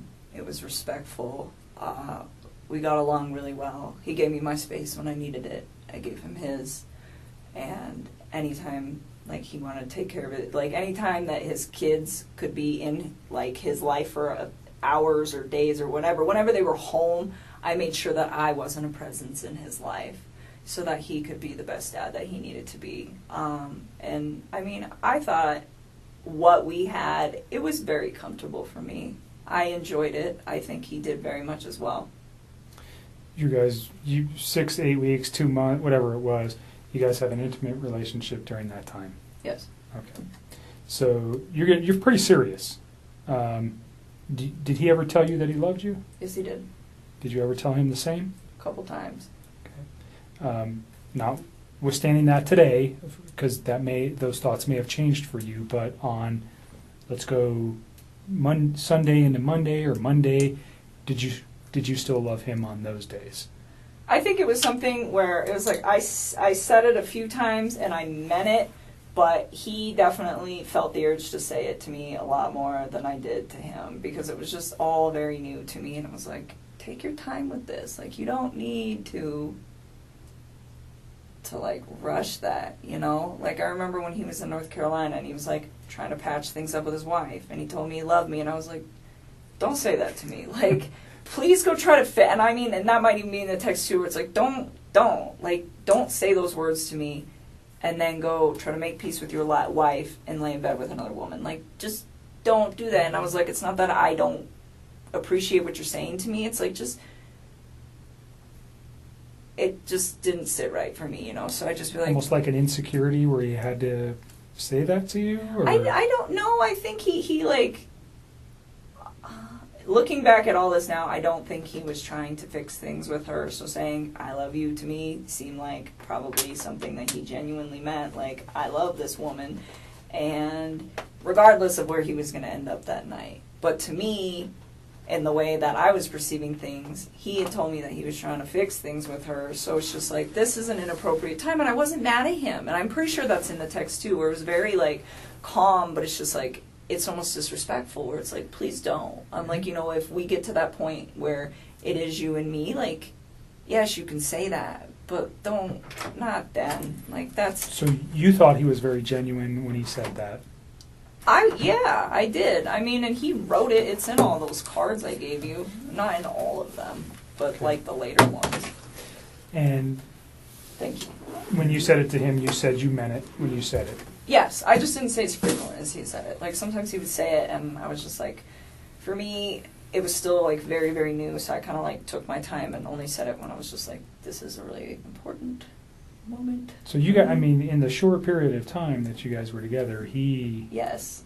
became very attached to you. Yes. Very, I very mean, he's attached. sending cards. Flowers. He's telling you he loves you. He sends you flowers. Does he buy you any other gifts? Nope. I wouldn't have wanted them anyways. Flowers is enough. You can't. I don't need expensive stuff. Okay. But he becomes very attached to you. Yes. You guys are talking multiple times a day, at least. You're All the time. You're seeing each other on a regular basis. Yep.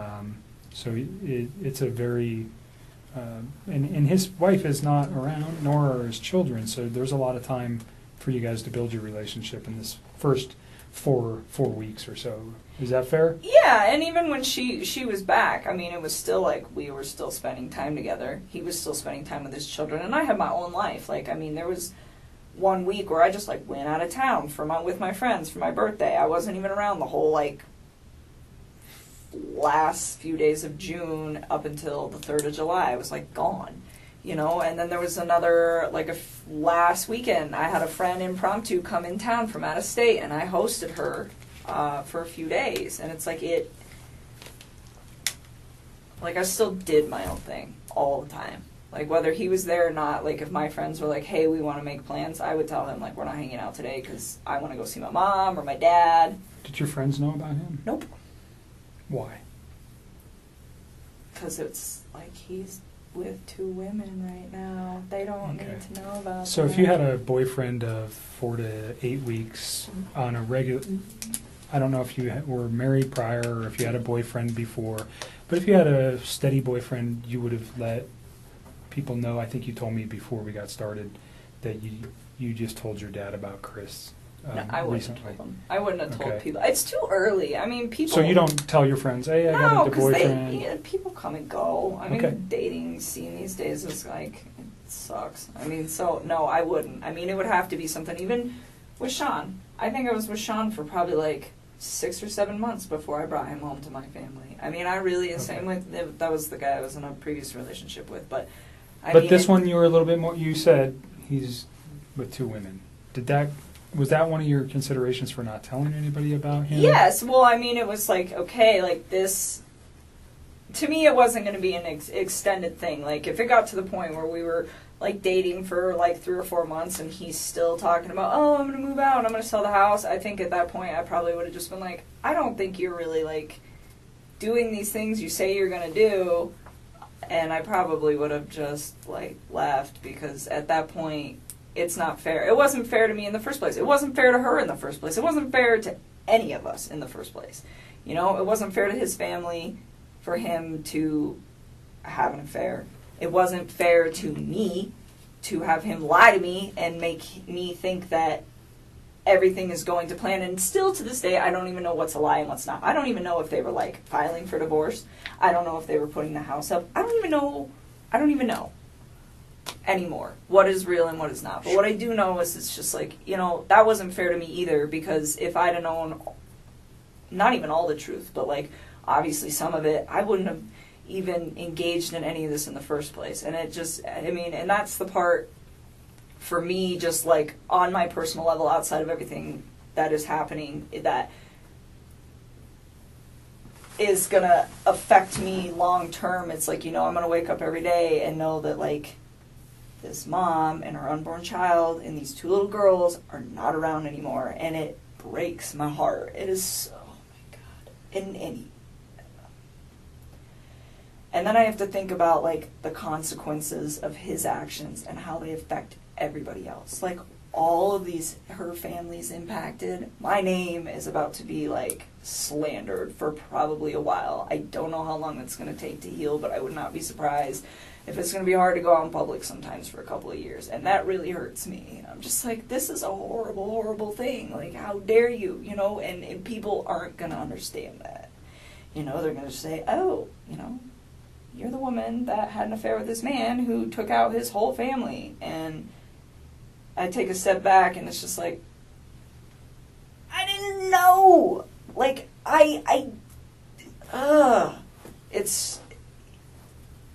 he's so disgusting. I'm so ashamed of him and everything, and I just...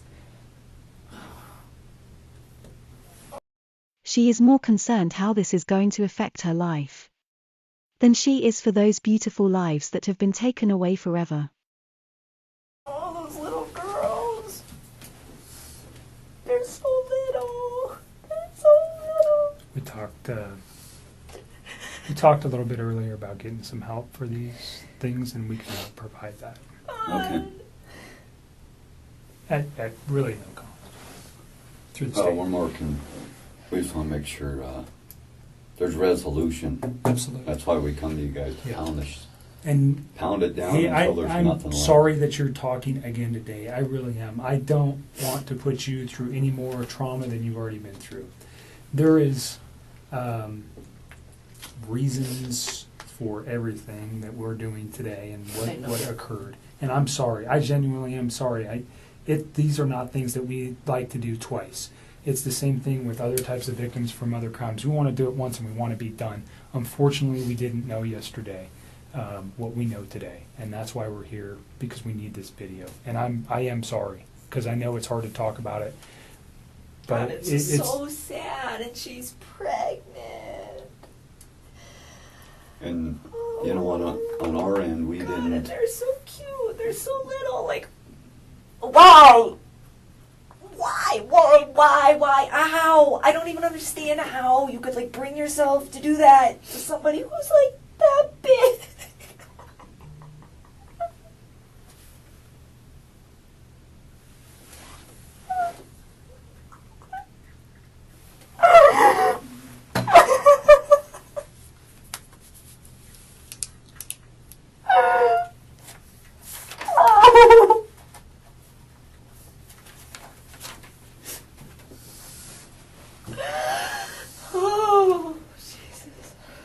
Take a minute. Do you want to step out for a minute? No, I just need to chill with my eyes closed for a sec.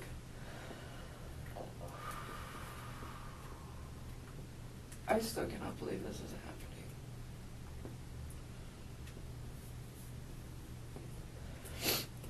happening. Alright, let's keep going, because we're just getting to the meat of this whole situation. Let's get to the phone call on Saturday from 9 to 11. What did you guys, or pardon me, on Sunday from 9 to 11? Yeah, we talked a few times. So, Sunday, Okay. I think so. I need to think. I can't even think. Take a couple breaths and take a second. Sunday night. I don't even know. I don't think I was, like, concerned about anything at that point. You guys had had a nice meal the night before. You knew his wife was probably coming home late that evening. Oh, you know what? I still don't remember what we talked about. Honestly, we talk about so much random stuff. Like, it's so hard to pinpoint some of these things. I don't remember what we talked about. I do remember that was a long phone conversation, though. We probably talked about all sorts of stuff. One thing I do remember, though, that I didn't remember earlier when I was talking to Mark. So this is, like, where I'm starting to remember, like, little bits and pieces. And I don't remember. Yeah, I know. So the phone conversation, I don't remember what was in the phone conversation. Probably nothing of relevance, to be honest with you. But usually he talks to me when he's, like, down in the basement in his bed before he goes to bed and before I go to bed. and I could hear the TV on, which I thought was kind of weird. I didn't ask him. I just heard it in the background. And I remember thinking, and it was like right before we got off the phone, I was like, why the hell is he up? And there's like no TV downstairs. So I was like, well, maybe, I don't know. So no TV in the basement where he usually calls you from? Yeah, and I don't know how many TVs they have. Like, I've never been in their bedroom. Like, I went upstairs once, and it was like to their little playroom, and I just like looked at it, and I was like, that's super cute that your girls have books, and that was like it. And other than that, I have never been in any of those rooms in that upstairs. Like, to me, it was just like, you don't know, like, ever. I had no, so I don't know if he has any other TVs. I'm assuming by like how much other nice stuff they have in their house, it wouldn't surprise me. So I'm not quite sure what room he was in at that point. But I just remember hearing the TV, and I was like, it was just weird to me, because I was like, why are you watching TV right now? It is like super late. This is the 111-minute phone call, started at 9:28 p.m. and ended at 11:19 p.m. I would not call this as being super late, so why did she find this so weird? And that was the only thing. And he had phoned you? Or were you guys already talking when the TV was going? Or I just remember, like, I, like, picked up on it, like, later, but I don't think it was, like, throughout the whole conversation. Okay. Like, I just remember it being towards the end, because I remember thinking, like, wow, it's really late. Something I didn't ask you about the house, because you'd been there twice, and it just made me remember. Do you remember how you guys accessed the house? That's a good question. So, once through the garage, and I think once through the front door. I think the first time was through the front door, I think. And I think the second time was through the garage. Was there anything unique about either of the doors when you went into the house that might not be typical of another house? Like a unique door? Not the door itself. Camera on their door. Okay, I mean, there's a that. camera on the, which door? It's on the front door, isn't it? I don't know. I'm asking I think you. so. Okay. I don't know. Did he use a key to access the house? No. He did not. The first time I went over there, he just let me in. And then the second time, did we go through the garage? I don't remember. I've been through his garage before.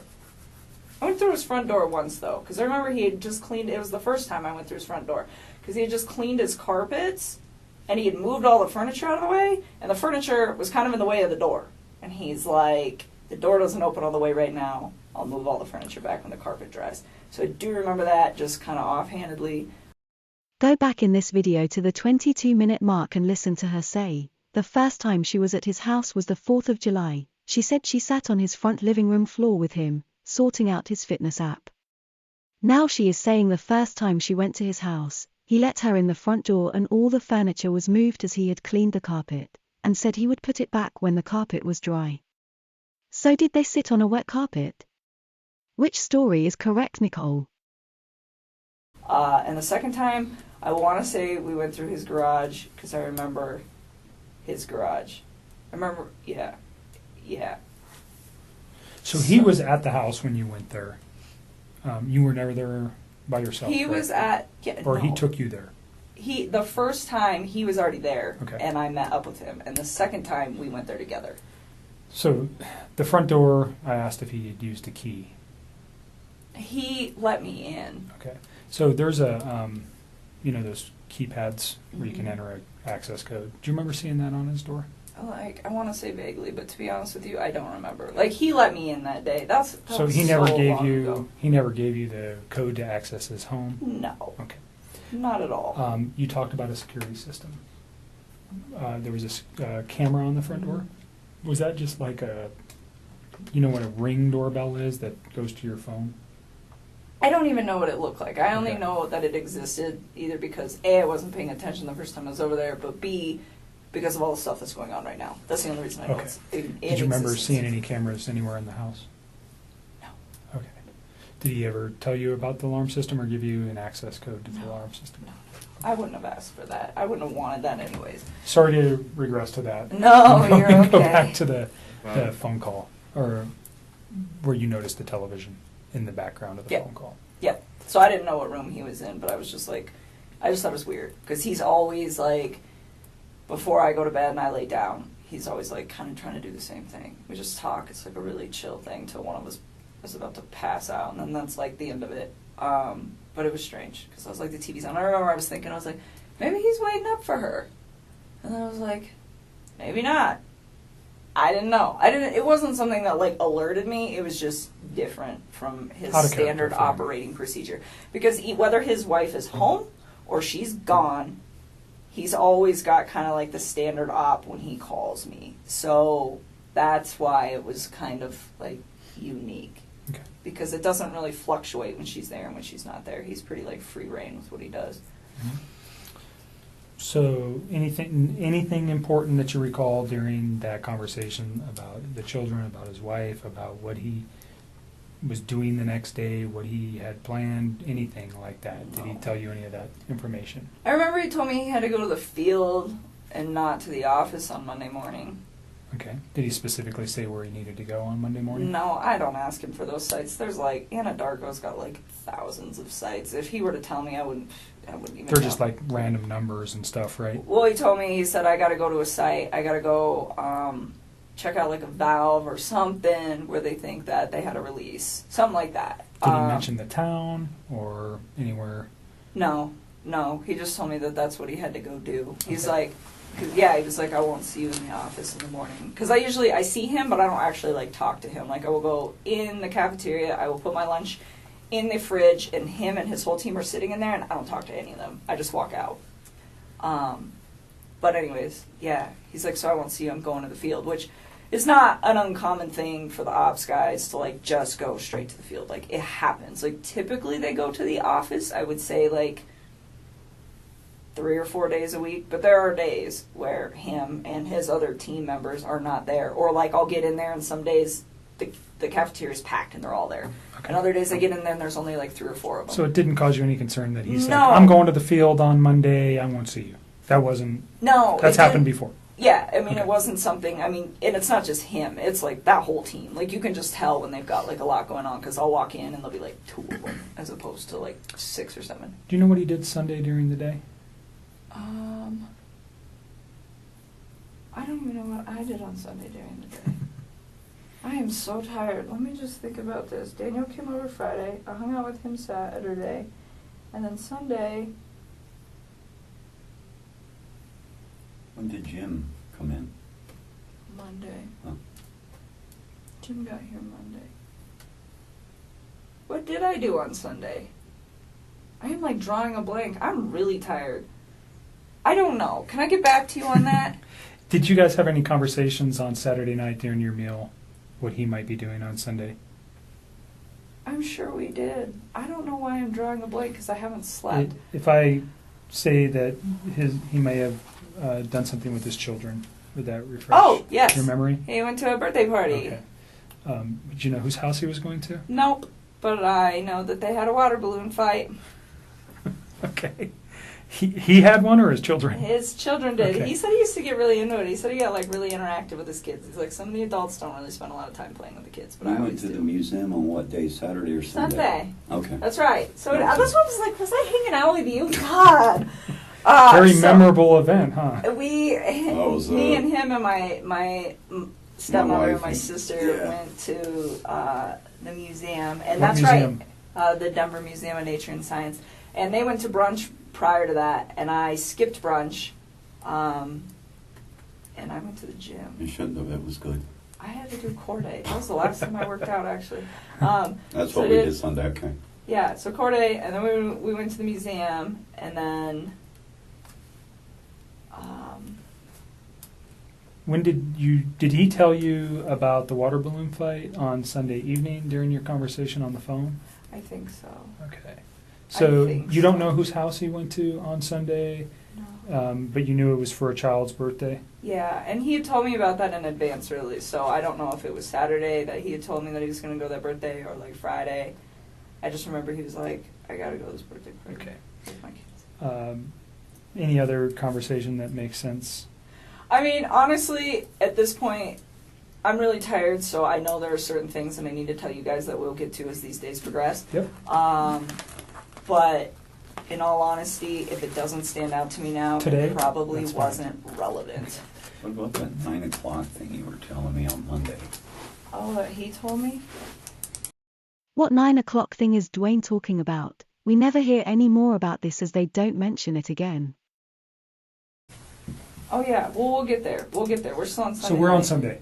We're gonna get to- literally- we're gonna I know, get to- This is gonna be a long. We're gonna night. get there to Monday. We're getting there. So Sunday night or Sunday during the day, you had your own personal stuff going on with your family. You never see him on Sunday. Is that accurate? No, I didn't see. What did I do the rest of the day? I came home. I think I might have just chilled at my house. I don't remember. I think I cleaned my house. I don't know. I didn't see him though. Okay. And Yeah, Saturday was the last time I saw him. Okay. Sunday, you're at home. You talk to him. We know you have a conversation in the late evening hours, and then you go to sleep on Sunday night. When's the next time you talk with Chris? Probably Monday morning. Do you know what time? No, I mean, so we used to like randomly text each other like throughout the day, but we both get really busy. So some days like I don't hear a lot from him, and some days I don't text him until like 2 o'clock in the afternoon because I'm just like busy. And I remember I didn't hear a lot from him that day, which was like that's not out of the normal for either one of us during the day. But at one point, I do remember he like texted me and he's like, "Oh, it's been a really busy day," and then like said some other stuff, which I'm sure you will find in my text. What he said, I don't know. It wasn't obviously anything that was like alerting to me. But that's what I'm saying. Like at this point, like I remember really key things, but if it's like a conversation that I'm like, I don't remember exactly what was discussed, it's because it was probably just bullshit, like just talking to each other. Yeah. Small talk stuff. Yeah. But I remember he was busy that day, and we didn't talk that much. And then I clocked out at 3 is what my time card says. That's what I was showing Mark the other day. And I got home to go meet my buddy. One of my good friends was coming over to my house. And he actually has a key to my house, so he was actually there when I got there.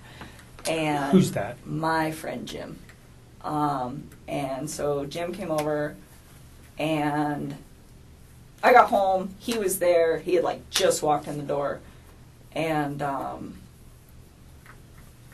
remember like briefly after he got there, I checked my texts. I mean, briefly after I met up with Jim, I like glanced at my texts, and Chris said something about like, my family's not home, or like my wife and kids aren't home, like something to that effect. And I told Mark, because he asked me for a time, and I don't have an exact time, but I remember it was like right after I walked. That was a text message, though. Yeah, it's in a text, and it's like it was like briefly after I walked in the door. So based off how long it takes me to get home from work and when I clocked out, it's probably about 3:45 p.m. Texts me and tells me that, and like he knows when I get off of work too, so he doesn't always bug me if I'm busy. So I don't know what's up with that, but that's when he sends that to me. And so you're saying that he would have known that you would have had your phone available to you and not been at work when he sent you that text message? Yes, that's what I'm trying to say. So looking back at it, you think it was purposefully sent at that time? Oh, I'm sure. I'm just asking your feeling on that. Yes, and then he said, "Call me when you can," and I was. There was like, no other communication between you and him that morning, on Monday morning? Well, at all? there was, but it was like random. Like, But nothing about this event? No. About like my wife's missing or No. anything? Nothing. Okay. Nothing. And you knew he wasn't coming to the office because he had told you that Sunday night. Yeah, and then he goes, and so like they're only in the office for the morning. Like Right. some days it's longer than others, but I would say by a maximum of 7:30 every single morning they're all gone, and they don't come back unless they have like a meeting or something that they have to attend. So like not seeing him for the rest of the day is not like an unnormal thing. Okay. Like, but like I'm saying, like we don't really. The only reason we interact was kind of like by an off chance thing. Like I don't work with him. Mm-hmm. So he, we talked like randomly throughout the day, but it was really sporadic, and he seemed pretty busy, so we didn't talk too much. Like I said, didn't put too much thought into it. It happens all the time. Waited till about 3:45, then sent that text to me, and yes, he does know that I will be home at that point. Or getting home. Did you give Mark Jim's information? No, I would really not like to involve him in this. Okay. He does not know about this. He doesn't know any of this is occurring. Okay. Like I was So literally he knows certainly through the media that something's occurred. yeah, he's with like Chris. out of town. He's probably has Okay. no idea. He doesn't know Okay. who Chris is. Like he's not. I do not know. So he's just a friend of yours yes. um, He does that not was need to be coming dragged to your into this. apartment and doesn't know anything about Chris. Does he know anything about No, Chris? Okay. nothing. Absolutely And not. we've known Jim for Yeah. years and years. You're not dating him or anything like that? No, It's just a he's friend. like one of my very good friends. Like my dad knows him. He's a great guy. He works out of state a lot, so when he's in town, we hang out. But when he's in town and he's off of work to save time, so I give him the key to my house. One, because I trust him and he's one of my best friends, and two, because sometimes he will just meet me there. Because I'll be like, hey, I'm getting off of work, and then if I get stuck in traffic or something, he ends up like sitting outside of my apartment waiting for me to get off of work. So I'm like, here's a key, and like my dog loves him and stuff. So no, he's not. So he's just a involved family with it. friend. Yes, I don't even. The only want reason him I dragged ask, into this. and I'm not really concerned about your location. I think we already have your cell phone records. At some point, did Mark ask you to supply? Did they ask for consent to get cell phone records? That'll probably be done by warrant. If we Isn't wanted, that what you just did? nope. What I'm talking about is your movement Oh. by GPS or by cell phone tower to show where you were. Obviously, and I don't want to cause you concern, we want to know where you were that day too. You're dating a man who did some egregious stuff, and we want to show that you were never near him that day. Period. I mean, you guys So- can track my No, stuff. yeah, I mean that was something we will have to get a warrant for, anyways. I'm just saying, if we asked for it, would you have any Yeah, objections to that? No, you can have Right. it. So, I'm we'll- a pretty boring person. well, I it don't sounds go like to you many just went to places. work that day, and then you came home and you were there at 3:45. Yeah, like on give or Monday. take like 5 Yeah, minutes. whatever. But yeah, so 3:45. I meet Jim there. Yeah, I would And totally so re- Jim is understand from an investigative point, he could be a person who could say, yeah, I was there at 3:45. He doesn't know Chris. He doesn't know anything. He could say with one phone call, yeah, she came in at 3:45, done. Totally. Do you know what I'm saying? And Yeah. I don't have to ask anything more than, hi, Chris, my name's Kevin, or Jim. And I'm Just not leave saying you have to Jim give it to alone. you. Just leave Jim But alone. if Jim does at not need some to be wrapped point- up in this. If at some point I needed Jim's info to, let's say we couldn't find your phone records, would you you tell me can who have Jim them. is? I will give them to you. Would you tell me who Jim was if I If couldn't you get him? had to. Okay. I don't really want to Great. involve him in this. That's not Perfect. fair to him. That's not, no, if I do not have to do that. That's fine. Yeah, so anyways, Chris was like, call me. And this is the 3:45 text. Yeah, he sent me like a few. I think there was 3 of them, and I don't remember what the other one said, but something about like, yeah, my family's gone, or I don't remember verbatim, but call me when you can, or call me when you have a chance, something to that effect. And so when he told me call me, I was like kind of alerted, where I was like, okay, what's going on, you know? But first when he told me like his family was like not home, that didn't really seem odd to me that his family wasn't home. It was really vague. I'm like, okay, like, are they at the grocery store? Like, elaborate. And so, you know, and then, but he says, call me like it's like an emergency, but then just says that they're not there. And so I'm like really like floored by that. Well, not like floored, but just kind of like, he says, call me, so I'm concerned. And then he's really vague, so I'm like, maybe he just wants to talk to me? I don't know. I think it took me a little while to like really process the severity of the situation, just because this is not something that you expect to see every day, and the way that he talked to me made me believe that this is not what was going on at all. Okay, so you make a phone call to him and you guys have a conversation. I did. I stepped outside. This is 3:45. Ish. I mean, well, like, I think I actually interacted with Jim for, like, probably a good 15 or 20 minutes. I mean, he's my guest. He's in my house. So I don't think I called him right away. But, like, I mean, I'm trying to balance the fact that I have my friend here, and then Chris is saying that something needs to be addressed. But to me, it didn't sound like an emergency. I mean, it's all the time. Like, people aren't home right now. You know, so it just... It wasn't like, oh my God, I have to take this call. It didn't it's an register emergency. as being no, critical. No, I mean, it was the way he said it. And I was like, okay. So I I remember hanging out with Jim for a while, and then I stepped outside, and I made a call, like, out on my back patio, and I called him, and he didn't answer the phone.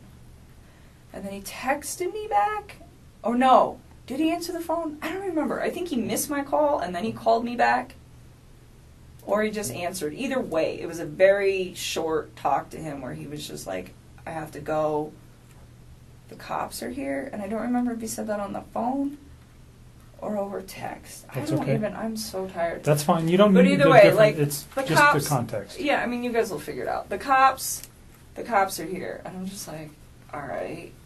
And then I remember we were like we were texting, but I was like hanging out with my company. So it wasn't like a nonstop text. It was just kind of like I would check my phone every once in a while and we would communicate with each other.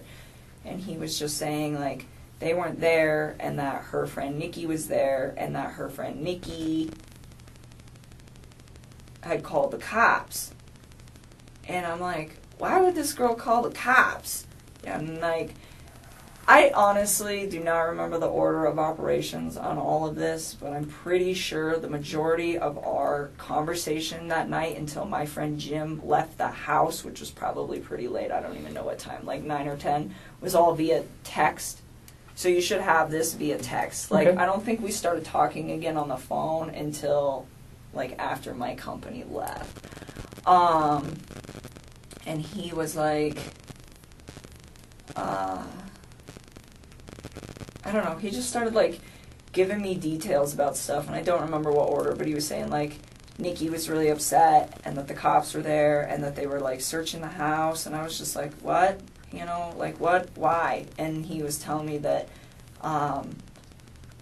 they had like had a disagreement or something like that, and then he told me like she was gonna go to a friend's house, and I was like, okay, well, maybe she left, you know, maybe she just like went to her friends. And then I think I don't remember, but I think he was the one that told me that her cell phone and her purse were still there. I think he told me that. He told you her cell phone and purse were still there? I think he did. I don't remember. What's the 100%. significance of that in your mind at that time? At that point, I thought this woman was really trying to get out of this house. Okay. That's what I thought, because he said that they'd had a disagreement, and I was just like, okay, well, I mean, I leave my cell phone at When home. he said disagreement, what did he tell you what it was about, or? Not at that point. Not at that Okay. point. So, again, like, you guys are going to have to check these texts, because it's all, like, my brain feels That's like okay. a mashed potato right now. But I remember him saying that, and I'm just thinking, like, well, maybe she was in a rush, you know? Like, maybe she was just like, I'm going to my friends. I'm leaving my cell phone here because I don't want you calling me. I don't want anyone else calling me. I mean, there are days where, like, when I'm outside of work, I will just shut my phone off. I just do it, and it's, like, my way of getting peace. So to me, that, I mean, like, it was weird that it wasn't even that weird to me that she left her phone just because I leave my phone, but it was weird to me that she left her purse. But knowing the fact that that girl was, like, always on her phone, then, yeah, I guess that is kind of odd. Like, she lived on her phone, I think, yeah. pretty much, is my understanding of her and a phone. So, I don't know if you knew that I did. until prior to the media stuff, or just from Chris. I did. So, did that strike you as odd? But you're I thinking know. maybe I mean, she just again, left. I just thought she needed to, like, get away from the situation. I mean, that didn't seem that awkward to me, that a couple that is going through a separation would be like, I need to leave. I just need some space. Like, it didn't even, like, process. I was like, okay, like, give her some space, you know? And on that note, too, when he was in, we're going to jump back for just a second. It's okay. I had a thought. So when he was coming back from North Carolina, that was when he officially told me we're going to get a divorce and we're going to put the house up for sale. Like, he told me they were separating and they were, like, going to put the house up for sale, but they hadn't done it yet. And then when he got back from North Carolina, that was when he was like, it was like a sealed deal. Okay. And the reason that is of significance is because at some point over the weekend, I don't remember when, he told me that they were putting the house up. I don't know if it was they were putting it up on Monday, like the day they went missing, or if it was that they were calling the realtor to verify some stuff so they could put it up that week. Like, I don't quite remember. I just remember, like, the house, which was supposed to be, like, on the market, like, that week. Did he name a realtor ever? Yeah, he did, and I don't remember her name. It was a female, Okay. and I don't remember her name, like, That's at all. fine. I was trying to think of that for you guys not too long Is that ago. the company? Do you got the company name? No, he never gave me that. He, like, gave me her name, and it was the same name twice. He gave it to me once when he was in North Carolina, and then once the other time. Because I remember asking, I was like, who's that? Because he's like, I'm going to have her call so-and-so today and make sure everything's still good to go. And I was like, who's that? He's like, the realtor. It's like, oh. Or not today, but like If it ever comes to your Monday. mind, just Yeah, I give me a doubt voicemail, it. That you was can such call. a. Yeah. I will try. I don't lots of remember names. what it was. It's fine. It's not that critical. That person may come forward to us anyways, perhaps. So don't worry about it. Let's go back to the phone calls on Monday afternoon. Yeah, so he's like texting me a lot of this information, and I'm starting to kind of freak out. And it's not like I'm freaked out like, oh, she got murdered. I mean, that is not what I thought. It's like, okay, like the way I looked at this, like apparently his wife had been gone since midday, is when she got like reported missing. I didn't know that. Like the way I looked at this, it was, I got home from work just now. I mean, he didn't say that, but I interpreted, I just got home from work. And my family is not here. So when we're texting for like a few hours, like the cop thing was kind of weird. But he's like, Nikki insisted they call the cops. Nikki insisted they call the cops. And I'm like, okay, and I'm just trying to figure out, well, like, what role does this woman play in this situation? Like, is she... Did you know who she was? No, I don't know any of his people. Like, this has been pretty, like, tight wrap for a while, which is probably a really good thing. But anyways, I didn't know, like, who she was. And so, like, I started asking him. I was like, well, where do you think your wife is at? And he's like, I think she'll be back tonight. Like, I think she's, like, out with somebody. And he was telling me that they had a disagreement. So I was like, well, I remember telling him, I was like, you should make sure that you have wait a minute. No. So all that happened, and then it starts getting kind of laid out. And I remember we talked for text for a while, and part of this conversation, and then it moved to the phone. And I remember telling him, because he was like, I think she'll just be back tomorrow. I think she's just going to be gone for the night, like, with a friend, And Did he name the friend? No, he didn't. And, like, because I don't think, he made it sound like he didn't know, like, what friend's house she would be at. And I remember talking to him, and I was like, well, maybe it's that Nikki girl. And he's like, well, Nikki called the cops, so why would she be at Nikki's house? I'm like, I don't know, kind of throws her off the trail of where she's at, And it's like, it sounds kind of weird, but it's like, he really made this sound like this woman was just, like, upset, left the house, and that was probably what he thought happened to her. And so I didn't really put too much, like... Did he tell you the kids were missing as well Yes, with her? I knew. Okay. I mean, which made sense to me, because I was like, well, if you were at work all day... I mean, he didn't tell me he got home early. He didn't say that to me. So, I mean, it made sense. Like, if she's going to leave, they should probably go with her. And so...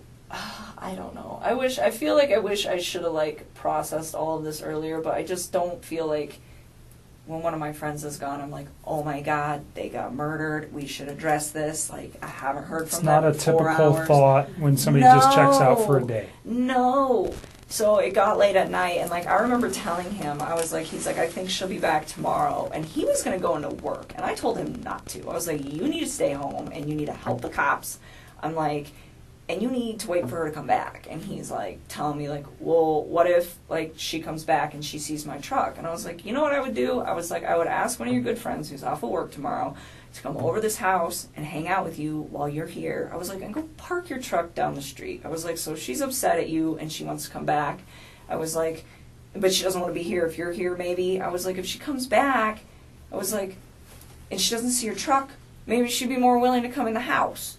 I'm like, but don't be alone with her. I was like, because if she's upset enough to leave, I was like, you don't know what kind of confrontation you're going to have when you get back in the house. And I was like, so that's why you should have a friend there so that you're not alone with her. And I was like, and if for some reason you are alone with her, I told him, I was like, I really thought she just left. I did.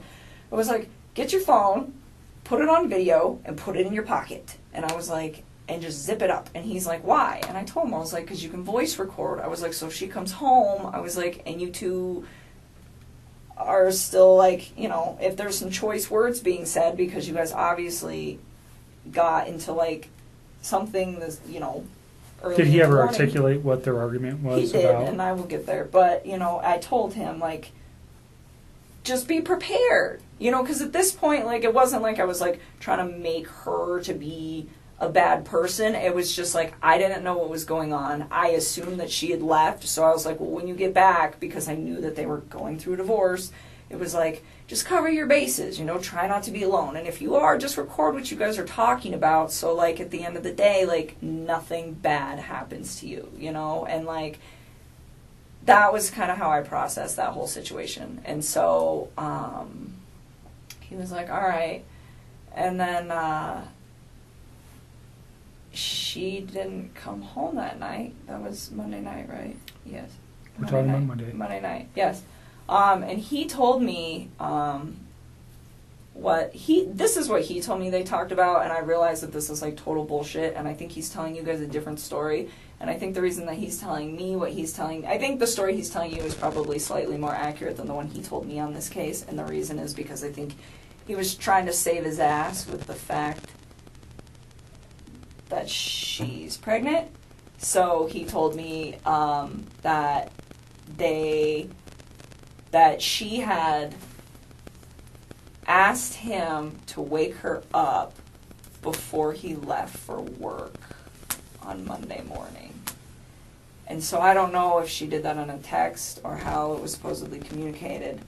But he said that he went to get her up, which I also found weird because, like, she's still sleeping when he leaves because she gets up with the kids, and they get up shortly after that, but, like, it's just him in the mornings, you know. And so he said that she woke up and those two kind of just, like, got in a disagreement, and I don't know what all was said, but he was like, she was being pretty mean. And then he said, she told me that she's pregnant, and she told me that the kid is not mine. That is what he told me. So she's pregnant, the kid's not mine. And that she's... Like, he's playing it. He didn't know she was pregnant Yep. until that morning. Yep. And that she had an affair with somebody else. Yes, and this is before I knew she was 15 weeks pregnant. Okay. Like, all the stuff on Monday that I read from my recollection, because I didn't find out she was pregnant until Tuesday. So anything that got posted on Monday did not emphasize the fact that she, like, had a baby on board. So then... Let me ask you something. You said that he usually gets up in the morning and it's him, and she gets up and takes care of the kids. Is that the routine that you know for them? Or do you know him to get up and, like, prepare meals prior to him leaving the home? Well, he gets up and he, like, goes to the gym, and he works out in his basement, and, like, makes breakfast, and I don't know. Does he make breakfast for himself, or does he make breakfast for his children? I don't know. I don't know. They're still sleeping at that point. Like, all I know is he, at one point in sometime in this whole thing, he told me that they usually get up at, like, 6:30, and she gets him ready and takes him to school and, like, does all the morning stuff with them, as far as I know, and then in the afternoons when he gets home from work, he kind of does more of the afternoon stuff. Okay. So it's kind of like a tag team operation that they have going on, but I think she does more in the AM and he does more in the PM. Right. Is kind of how I process that, but I don't know. Okay. So she's mean to him and then throws this out.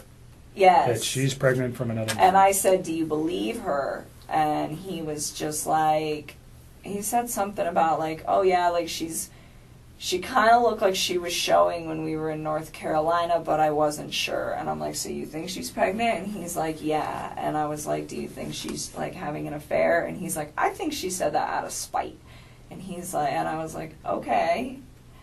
And then, and again, like, I think he's just saying all this to me to try to cover his tracks with me. Like, I don't know what he told you guys, but I bet it's probably very different. And I think that what he said to me, it was, like, directed towards me. Like, this whole bullshit little box lie that he had right there was, like, the lie directed Did he say when the at me. argument started? Nope. He just said it was in the morning. He said he woke her up in the morning. Okay. Did he say when she came home? Did he ever let you know that? I think I want to say he said around, like, 2, but I don't know. Okay. And then he woke her for what purpose? Because she asked him to. Okay. So I was under the impression that he was asleep. I'm assuming this is how it like went, and what he was trying to tell me is that he was asleep by the time she got home, and she sent him a text and said, "Wake me up before you leave." And then he woke her up, and they got in an argument, and then he went to work. Okay. That's how I processed And the it. context of that argument again was just she's pregnant. And is there anything else that he shared with you? He did not elaborate on it, and I didn't ask. What were you thinking at that time? This was like on Monday. Again, at that point, I was like, I still thought she left. I mean, this was all on Monday. Like, I legitimately thought this woman left the premises with her kids and just wanted nothing to do with him for like 24 hours. So his story was believable that she was pregnant from another man and maybe she took off for that guy, or... He said several times, like, I think she just said that out of spite. Okay. Like, he thought she was with one of her friends. So he held true to that story. Pretty much. She's just leaving and she's with a friend. That was kind of what he thought, and that's kind of what he had me believing. And at the time, I wasn't really alarmed because it had been like a half a day. Sure. And so then Tuesday rolled around, and... Did you see him at all on Monday? You said you didn't, No. right? Earlier. I did not see Okay. him. And I went to work Monday. Did he ever Tuesday. try to convince you to come see him or say he wanted to come to your house? No, not at all. We were supposed to go pick out apartments to go look at on Wednesday, so yesterday. But that obviously Right. didn't So happen. on Monday he never tried to be convincing to get you to come up to see him? No. Nothing? Not that I'm aware of. I don't think so, because I had my buddy Jim was over Monday and Tuesday, and he knew Jim was over Monday and Tuesday, and that's why we were going to hang out on Wednesday. Okay. So no, he didn't ask me. So Tuesday rolled around, and she still wasn't around, and this is when I started getting kind of sick. Like, my friend Jim was sick on Monday when he came up, and I don't know. I just started feeling like crap as it was, and then I was just kind of having a hard time focusing and like thinking about what was going on. And I'd asked him a few times, I'm like, "Where's your family, Chris? Like, where's your family?" You know, and he would tell me like, "Oh, I don't know," or "I want them home." Like, I asked like several times, so I think I got different responses, but each time like he didn't know where they were. You know, and I'm like, "She's still not home," and he's like, "No." And and I had also asked him to like, he said he had a friend, Dave, that was a cop, which I also find convenient that there's another Dave working this case who's a cop. But I was like, "Well, Dave's off. Why don't you just have him like post up outside your house too and see if she shows up?" You know, and he told me on Tuesday morning, he was like, I called Dave and asked him to sit outside my house, and he's going to do it. And he's like, and then my friend Nick is coming over later on this afternoon. And I was like, okay. Did you ever hear Nick's name before? I've actually heard that name a few times, like, Okay. around him. Like, there's certain... I never heard Dave before. Dave was new, but I've heard the name Nick a lot, so I don't know if that's, like, real or what, but if I was to guess, like, friends that he, like, legitimately has, I would assume that he was one of them. But, yeah, because I know he's told me before, like, when we first started hanging out, that Nick lived kind of in the area, and he's like, he actually goes... He's a trail runner, and he's like, he runs at East Lake number 3. So he lives in your area? Kind of. Okay. And I remember him saying that to me once. He's like, you know that park that we like hung out at? I was like, yeah. He's like, my buddy runs over there. We should not go to that park anymore. And I was like, okay. That's cool. And anyways, where were we at? Tuesday morning. Tuesday morning. We're almost done. I know. I'm trying to just keep it all together here for you guys. Tuesday morning. Oh, so he said Dave was going to stay outside of his house, and Nick was going to come over that afternoon. I was like, all right. And then, I think most of the texting throughout that day was kind of like, have you heard anything? Like, what's going on? It was kind of like me checking up on him. And I don't remember everything, but it wasn't, I didn't even make it through the entire workday. Like, I was feeling really, really sick, like, in general. And then I decided on my lunch break to get on the internet and look at what was going on with all the reports, and I saw a report that was like this woman who's 15 weeks pregnant and her 2 daughters are missing, and I was like, whoa, what? And I was just like so floored, and I read a couple other articles just to make sure that, you know, all the newspapers are, and like just double check, like, am I really reading this right? And I'm like, okay. And he had told me previously, like, she says she's pregnant with another man's kid, but he'd said, like, he could kind of tell in North Carolina, but that girl is like obviously pregnant. I mean, in her photos. I mean, 15 weeks, that's like 4 months. That's pretty far along. And so it's like, how would you not know if she's showing? Like, you totally know she's showing. And so, oh my God, I got so sick. I was just like, I need to go. I just like packed my stuff and I left work and I went home, and I remember I told Jim that I was going to get home early, and he wanted to come over right away, and I was just like, I just needed some time to like process what was going on. But I did tell him, I was like, you can come over earlier than you did yesterday, because he didn't want to wait in traffic. That was the thing. He's like, save me some time. So I don't remember what time he got there.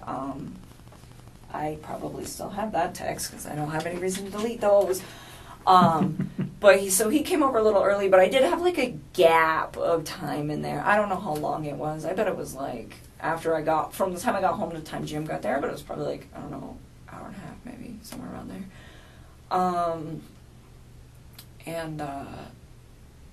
I remember talking to Chris during this time, and it was like all text. I did not talk to him on the phone at all on Tuesday. And I was pretty upset, where I was just like, you know, I was going back and forth like, where's your family, this and this and this, but I'm like, she's pregnant, you know, and this and this, and he's like, the baby's not mine, and I'm just like, you told me yesterday that you think that when she said that she cheated on you, she did it out of spite. And he was like, yeah. And I'm like, so then it's your kid. And he kept denying it. And then, like, he started, like, kind of worrying about us. He'd just be like, well, does this ruin everything with us, this and this and this? And I'm like, no. I'm like just trying to, like, his situation is so much more important right now than, like, our situation. But his main concern is you and him. Kind of, sort of. I mean, and I keep, like, asking him, like, I'm like, and I told him numerous times, which is also in the text that you guys will pull, where I'm just like, you need to focus on finding your kids and your wife right now. And I was like, and you need to focus on finding all 3 of your kids. And I, like, kept, like, emphasizing to him, like, he had 3 kids, you know? And, like, I wasn't even, like, mad about it. I was just like, you need to find your family. Did he ever go look for them that you know of? I don't know. I don't think so. That, like, doesn't even, like, ring a bell to me, so I don't think so. Okay. Oh, and I forgot something else that's really important. I will add it in there, too, but let me just finish this thought. So then, Tuesday, what were we talking about? Oh, yeah. So I kept telling him, I was like, Chris, I know it's yours. It's okay. I was like, go find your family, you know? And it's like, was I hurt? Yes. But at the time I realized, like, his situation with what he had going on was, like, way more important than, like, our situation. And so that's why I was just like I confronted him about it, and then I was like, you need to go find them. And, like, we talked about it for a little while, and then I was just like, I don't remember exactly how it went, but something along the lines where I was like, why can't you just be honest with me? I was like, stop lying to me. Like, stop lying. Did you have an inclination? You've talked to this man a lot, and during this Tuesday, Wednesday conversation, did you feel like he was bullshitting you?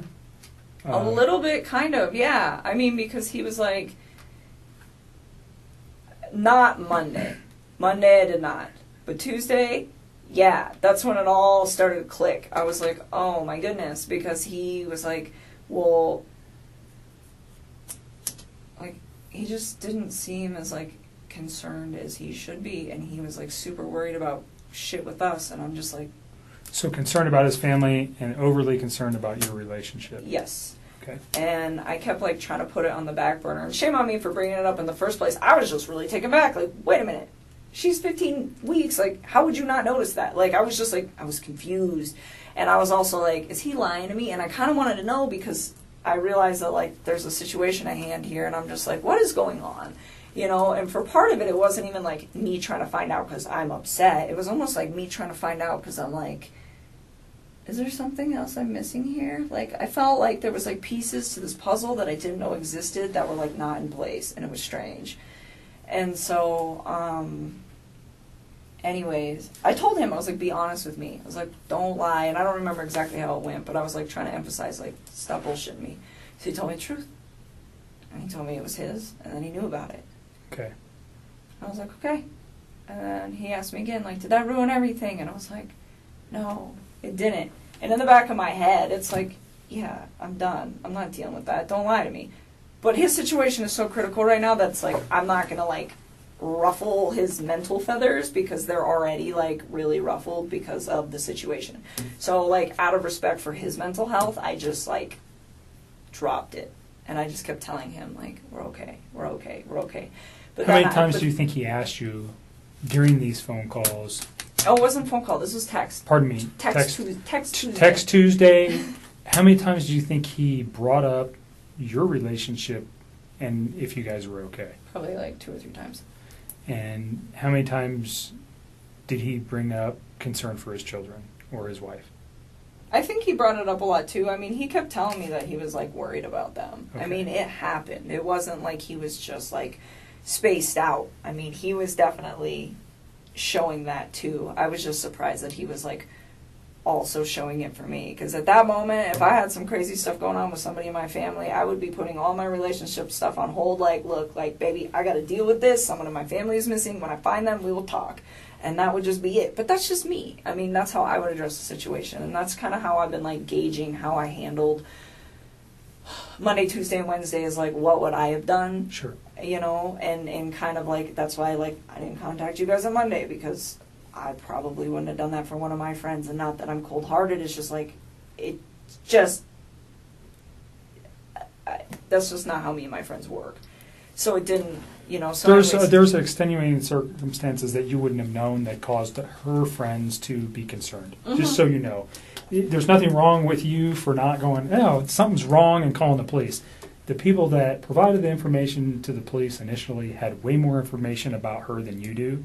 So that's why they came forward. So I can see it. I can feel a little reservation that you're like, why didn't I do something? You didn't know enough?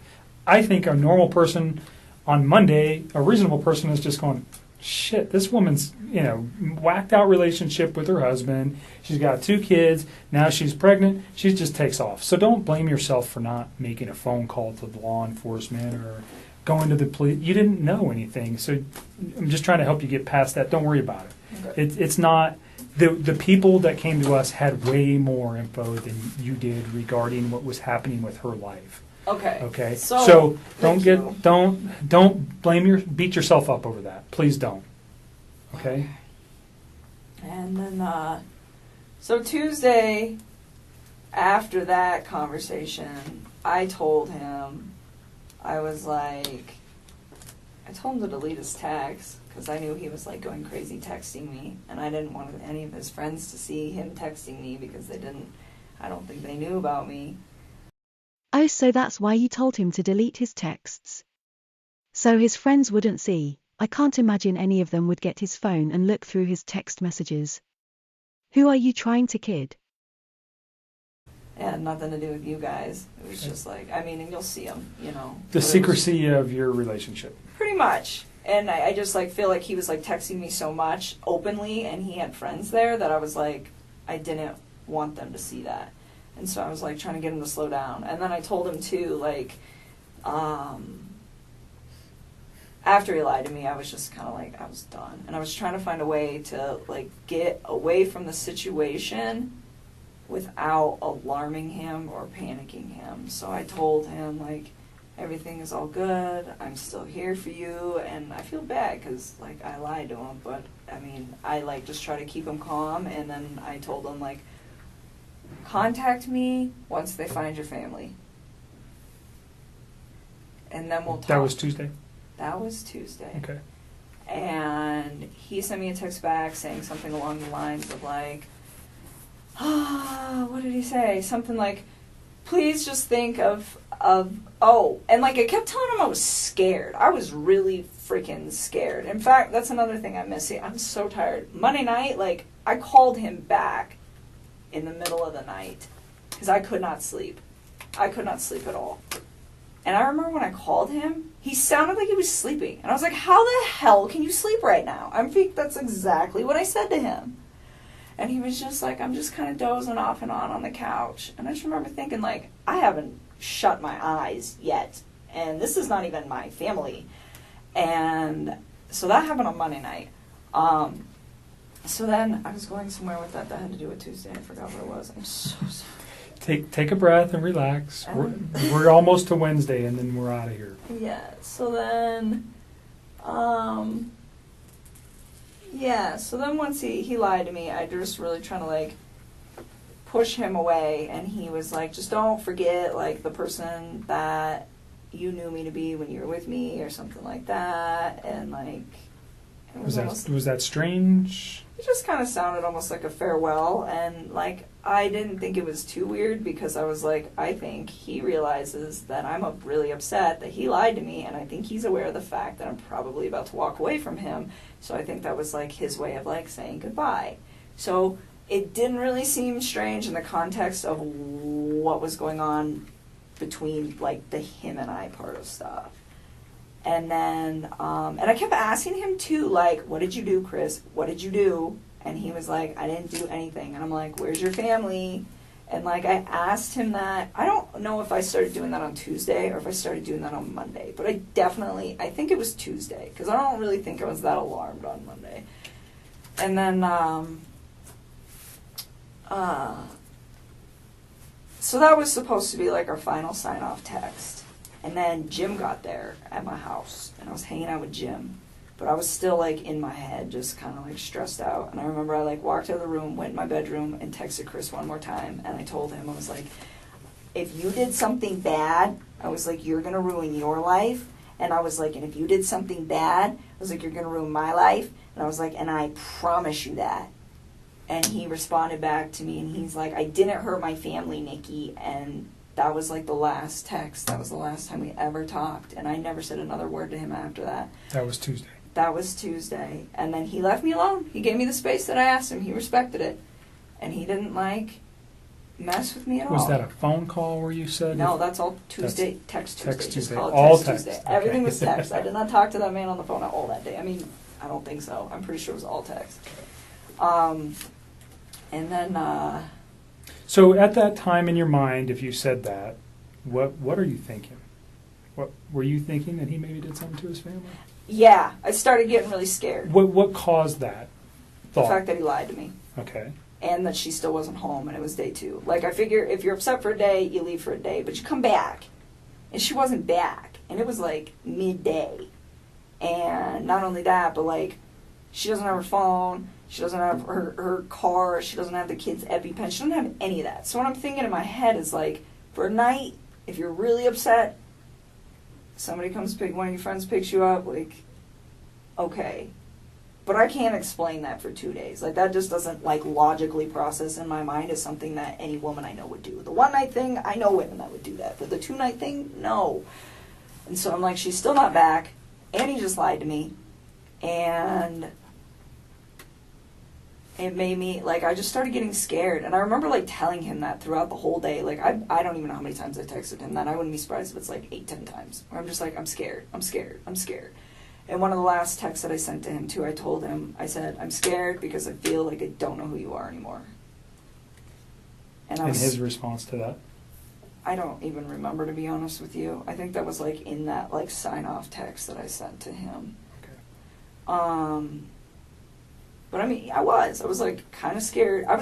What I was really scared for was scared for his family's well-being, because it's like, I don't know where these people are at this point, and it's scary. I mean, it's scary that she's gone, but it's even more scary to me that these little girls are gone. Like, that was the part that really freaked me out. Like, if it was just her, I'd be like, well, maybe she took off with somebody, maybe she didn't. I mean, I don't know, because she's a grown woman and she can make those choices. Was some of this scared, was there fear in you that people were going to find out about your relationship too? No, I didn't even care At about that that point, at that there was point. n- I was just, okay. like, scared, like, of the situation. It was, like, getting escalated, and it was freaking me out. And he was just, like, not... He was strange. So, another thing, so that was Tuesday, and that was it for Tuesday, but I forgot some stuff on Monday that I did need to bring up to you guys. So, Monday, when we were on the phone, at one point, he mentioned to me, I can't even believe I have to say this, she left her wedding ring here, and I said something along the lines of, does that mean you two are done? And he was like,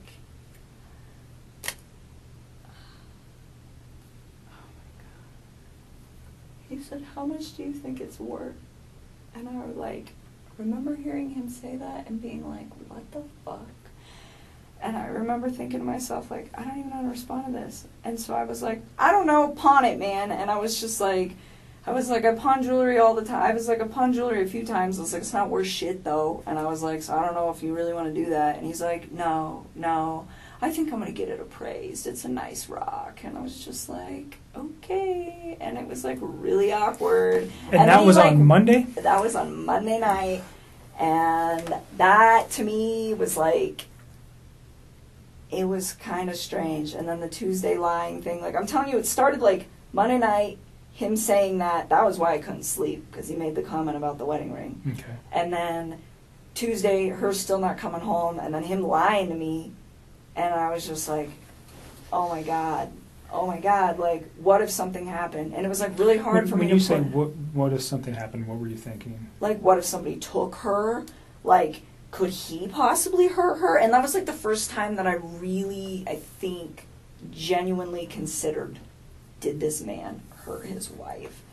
And it was, like, hard for me to grasp. And I thought about it a lot, and I waited for the night because I wanted to see if she would come home. And it was already pretty late, and I had company, and I was just like, let me just see how this plays out. And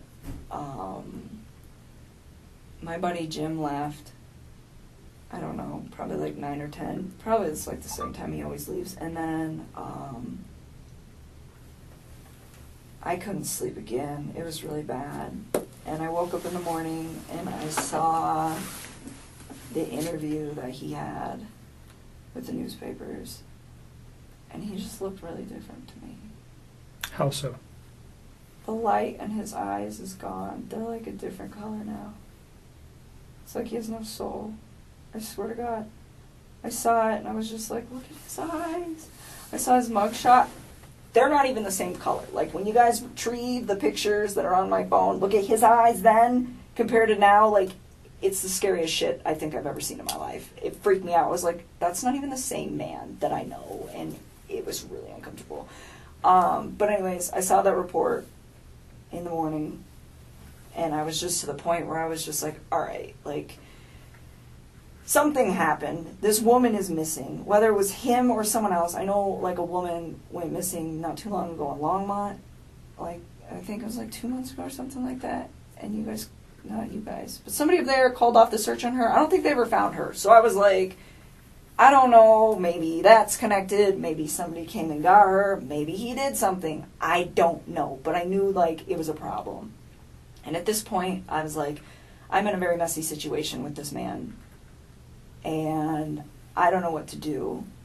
And so I called my dad, because he's, like, the only person that I trust with everything in the whole world, and I was just like, I have a problem. And I told him everything, and then I was like, we just discussed it, and it was like, we need to go to cops, definitely, because I figured you guys would find me eventually, but I was like, I feel like they need to speak to me. I feel like I'm a very important person for you guys to communicate You are. with. And so, you know, and again, I wish I'd have done it sooner, but it just kind of took the sequence of events of his lies and all of his bullshit falling apart for me to process that I needed to address the situation. And so, you know, and the time. And so that to me, and another thing he lied to me on, I caught him on Monday night, he was like, it was right after the wedding ring thing. He was talking about, it might have been before, one of the two, but he was like talking about how he like reflected on North Carolina, and he was talking about how he wanted the separation and all this stuff, and I'm like, wait a minute. I thought you were the one trying to make peace with her, and she's the one who didn't want it. He's like, no, I wanted it. And I was just like, okay. And another thing on Monday night, his breathing was like, it was like his voice would crack sometimes. But I didn't like condemn him for anything like that, because I was like, well, yeah, he's probably stressed the hell out. His family's gone. You know what I'm saying? Sure. So, I don't know. So that happened. And then, He never made any admissions to you about anything that he had done. no. He never said anything about doing, or at any time, not just in these days, but during your relationship, did he ever say anything about hurting his wife, his children? Never. And Never. then on these conversations from Monday to Tuesday, did he ever say that somebody did something to them, or did he ever give an excuse to you how this could have happened? No, I mean, he... Other he than was, they just were going to a friend's house. Yeah, or he was like, yeah, I think she's like with one of her friends, she doesn't want to talk to me kind of thing. But So- other than that, no. I mean, like, he told me, like, yeah, she said she was with another man, but I think it was out of spite. Like, he never really, like, held that she was with another dude. Like, he never was like, yeah, she's with some guy. Like, she said it, but I don't think she meant it. Mm-hmm. It's kind of what he was, like, directing towards me. But no,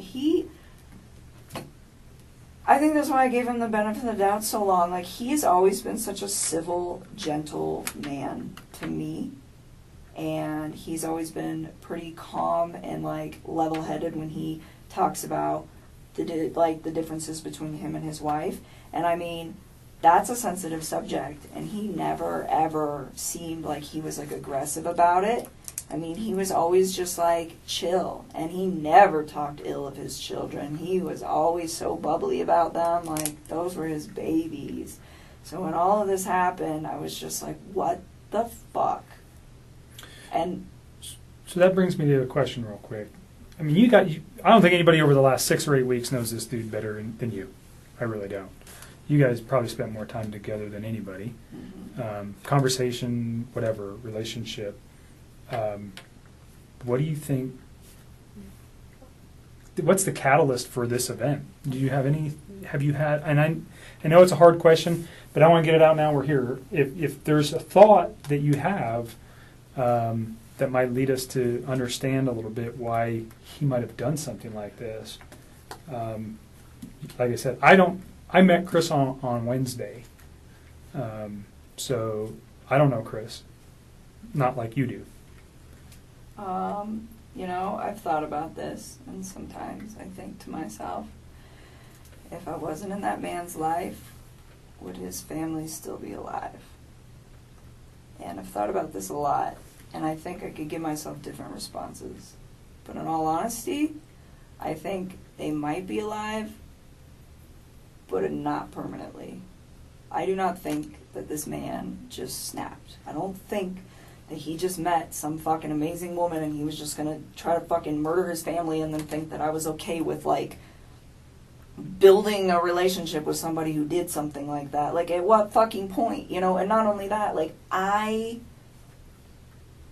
always try to say, like, when we get to a point where we've been together long enough, I would love to meet your children. Like, I never discluded them from anything. I remember coming back from Colorado Springs, and I was like, oh my God, they got the Cheyenne Zoo down here. You got to take your kids, and, like, you can feed the giraffes, and they would love it. And, like, I always try to, show him cool things. Like, hey, man, would your kids like this? Because my nephew would like this. Like, check this out, Like, I sent him a screenshot of some rainbow unicorn Lucky Charms the other day. I was like, do your daughters know about these? Because I bet these are epic. She is saying here that she sent Chris a screenshot of the Rainbow Lucky Charms unicorn cereal. I thought in another interview it was done by text message. out, you know? Like I sent him a screenshot of some rainbow unicorn Lucky Charms the other day. It was like, do your daughters know about these? Because I bet these are epic. Like, little things like that where it's like genuinely, like, I care. I do. Like, despite how messy this is and how I'm sure I'm going to be portrayed in the media and everything, like, I care about, like, his well-being with his children and all of that. And so, for me, like, when I think of what was he going through his head, I find it really hard to believe that I am the catalyst for all of this. I will be willing to say that I think me being in his life accelerated what was inevitably about to happen. But I don't think people just snap. Love does not murder. Hate and resentment murder.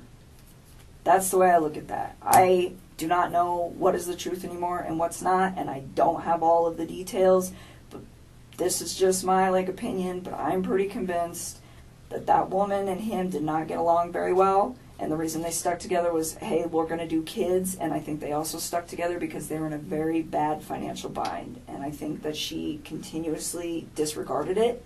And I think he messed up because he was too passive to say anything to her about it and really address it. And it just got to the point where it's just like you file bankruptcy and then what do? Just wait till you file the next one? I don't know. I don't know what their finances look like now, but from the way it made it sound, it's probably a pretty stark situation.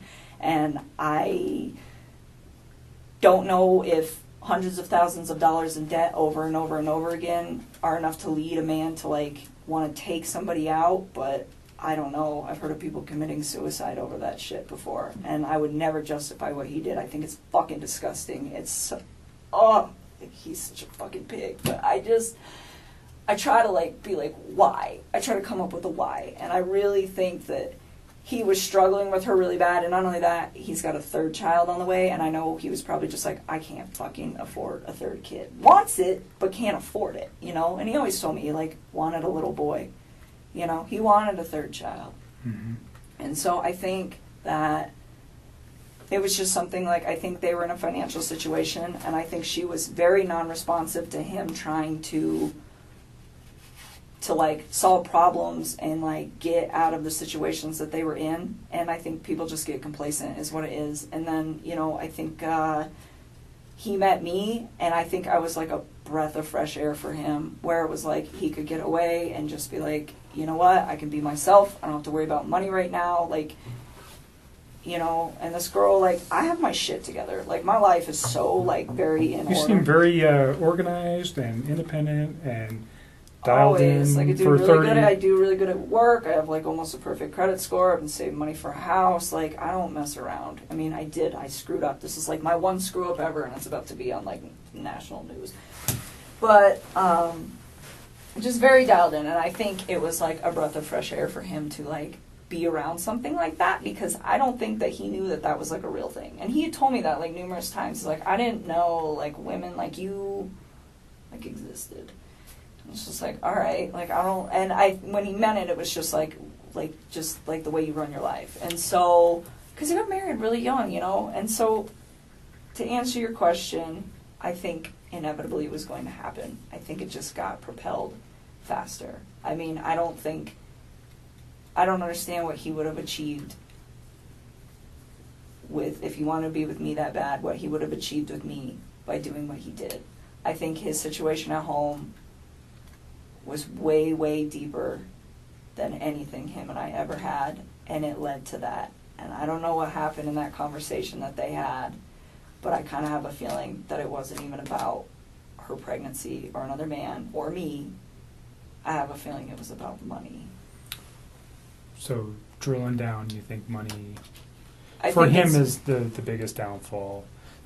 You guys, I mean, beyond their relationship, really, I don't know that you know too much about the relationship or the particular issues other than monetary issues, financial issues. That sounds like what you guys talked about when you talked about their relationship. I mean, he told me other things, they really didn't sleep together too much, stuff like that, but I feel a lot of husbands and wives don't do that. But it was well, of course you don't. That's why you're coming to me, no, I think I just, like, me being in his life just pushed that forward. I honestly think that there's probably a good possibility that this would have just happened. Like, further down the road. Where So did you see that before yesterday or Tuesday, or was that just kind of something that you have reflected on and you've thought about this now going, man, now that I see that in this guy, or just because of the lifestyle he was living, and if he didn't get removed from it, this was going to happen sooner rather than later, like you said? You know, if I was to reflect on anything over, like, the past few weeks, besides, like, the stuff in the last few days where you're like, hey, is there, like, any red flags? I would say, like, no. But one thing I did notice one time is we were sitting on my couch, and I was telling him, like, my house, I have a really beautiful house. Like, it's set up, like, really nice. But everything I have is, like, from Craigslist or Goodwill. Like, I have pieced it together, and it's all, or, like, marked down stuff, and I have pieced it together in a way, like, it's pretty, huh? It's a pretty house, but you would never guess that, like, everything I got is, like, super discount. And one day we were sitting on my couch, and we were just, like, bullshitting about some stuff. And I was telling him, like, oh, yeah, you know, like, I got this marked down in American Furniture because, like, the corner was dented. And, like, I got this one off a guy on Craigslist. And I put it all, and I was, like, telling him, I was, like, I put it all together. And I was, like, to me, it was, like, material things don't make a home. I was like, it's the energy and the love that you bring to the home. I was like, it's not about what it looks like. I was like, it's about what you, like, bring to it, like, mentally. And he, like, collapsed in my lap and gave me, like, the biggest, most genuine hug I think that man has ever given me. And he just laid there, and he was just like, you are so different. And I didn't even say anything. I just, like, put my fingers in his hair and just let him chill there. And I assumed that it had to do with the finances. But it didn't, like, stress me out. It was just, like, this relief sigh where he just, like, dropped into my arms. And I didn't, like, really think too much of that event, except for that I was, like, this was, like, it was, like, a really genuine hug, like, collapsed into my lap, like, just so relieved. And I didn't really think much of it until, like, I started reading about, like, their bankruptcy and all this other shit. And I was like, oh. So I think it might have been bigger than he let on, because he never told me about his bankruptcy. Sure. You know, he just told me about his current financials, and he didn't even get that in depth, but I'm assuming they're trash. And so, yeah, I think her spending all that money and not listening to him, and him not standing up for himself in a calm and, you know, Just elevate. yeah. Last hard question regarding this. Go ahead. And then I have just two cursory questions regarding something else, and then I think maybe Tim has a few questions for you. But I think what you say about the finances directly at his wife. Do you think that goes to the children as well? Because she took, did she treat them like that, like they were gold and they got everything as well that you know of? Or do you think there's a separate issue for why he may have done what he did to his children other than financial? That part I don't have an answer for. I can't fucking explain that. I don't even think there is an answer. I don't even think there's any sort of, like, computing up here that could possibly give a rational explanation for why that would have happened. I mean, the only thing that I've honestly thought of when I play this scenario over in my head is that maybe they woke up and saw him doing in their mom, and he was like, fuck. Now I gotta do this too. I don't know. I'm like, why? Because they were, like, his, like, little lifeline, you know, he that was everything to him, you know, and I get, like, those two have problems. But he had a great relationship, but from what you're accounting is With his kids. He loved his children. Yeah, like, that part, it's, oh my God, that's the worst part of this whole mess. The worst part of this whole mess. We won't dwell on it. We don't have to dwell on it. No. Let me ask you. But, so no, I don't have an explanation. That's the only thing I can possibly plausibly think of is maybe they saw it, but other than that, I don't know what the fuck. Okay. Who's Charlotte? Are you asking me who's Charlotte? Mm-hmm. Like one of my friends? Mm-hmm. She's like a really good friend of mine. Why? Did you have some conversations with her regarding another boyfriend No. that you might have met on eHarmony? Or did she meet somebody on eHarmony? No, she's engaged. Okay. She's engaged. So there's some text messages that we got off your phone, obviously, And the only reason I'm asking this is because if he found out maybe you had another boyfriend, you understand my line of questioning, that looked like maybe you had another boyfriend. And I don't know if that's this Jim guy, that maybe you guys were, no, I'm not saying that he's your boyfriend, that when we were interpreting the text messages, that it seemed like he might, this man came to my house, he has a key to my house, that you're saying right now. When I look at that from my perspective, Jim may be another boyfriend for you. Oh, no. Charlotte is like my oldest friend. So did you have a conversation with Charlotte about Jim? I mean, sometimes we talk about him. We're all friends. Did you guys ever have a conversation about eHarmony? That's the I mean, kind of possibly. I online- was on there for a while. Okay. But I didn't actually ever go out on any dates with guys from eHarmony. Not Okay. one. Like, I talked to a couple guys on there, but I was like, no, I didn't go on any dates. So the only reason would be another potential reason for him to be upset. No, he knew about Jim. He's always known that Jim is one of my good friends, Okay. and I lay it out for people at the beginning. Like, I have friends that are male, I have friends that are female. These are my friends. That's what it is. Like, Okay. he never, to me, seemed like jealous of Jim by, like, any means. So, no, I'm curious what text you're talking about with Charlotte. I have like I talked to that girl so I have much. 153 pages of text messages, so I can't. If I could pull it up, I would, but I don't know where it is. I thought you guys just got my text. We got when we ask for everything, for 7 days they give us everything. Oh, so why did you need to just do that if you just had them? Because I don't know that they're completely accurate. Again, what they send me is I don't have any way to verify that they're accurate. Gotcha. And if you delete a text message, sometimes those are not retained by carriers. They're still on your handset. There's a way to recover them from your phone. But they may not be held. There are certain carriers that don't even keep text messages. And I won't tell you who those people are, but they don't keep them. We can't even get our hands on them because they don't have a database. They don't pay the money. They're stored on your stuff and your stuff only. So that's why we ask for it. And some of those things disappear in 3 days, 5 days, 7 days, unless we ask them to keep them. And sometimes we don't know in time. So that's why we do it too. Okay? So just, it was a question because it also would provide potentially a motive for what Chris did if he found out that you had another boyfriend. Why Maybe- would he kill his family? Well, he because I wigs have a out that he boyfriend? finds out that you have a boyfriend and just loses it altogether. Do you understand? Because he's already losing his wife, and now his new girlfriend has another boyfriend, and he can't. There's multiple reasons why. It was a concern. That His cheese slid off his cracker. So sad. I don't know. He's like not even the same. I look at those like mug shots and they're scary. They scare me. Yeah, that's what you Tim? said about that video too. It didn't. I had noticed it was. I would have been a wreck. Oof. I don't know. I mean, I volunteered with some guys for when I did the armed military stuff that had PTSD, and they were telling me when they went through trauma that they like kind of locked up. So like, I didn't even think it was the fact that he was calm that freaked me out. Oh, it when was you were like helping his those guys out eyes. when they from the. Yeah. Oh yeah. It was his, like, that part didn't, because I was like, I've seen, there's these guys that have been in battle that I've worked with that are like, yeah, I've experienced this is how I handle my trauma, and they're, like, very, like, just kind of like zombies. But, so I didn't hold that against him, it was just his eyes, and just the light is gone from his eyes. So let me just finish just with a couple quick questions here, but besides the obvious, and what he's done,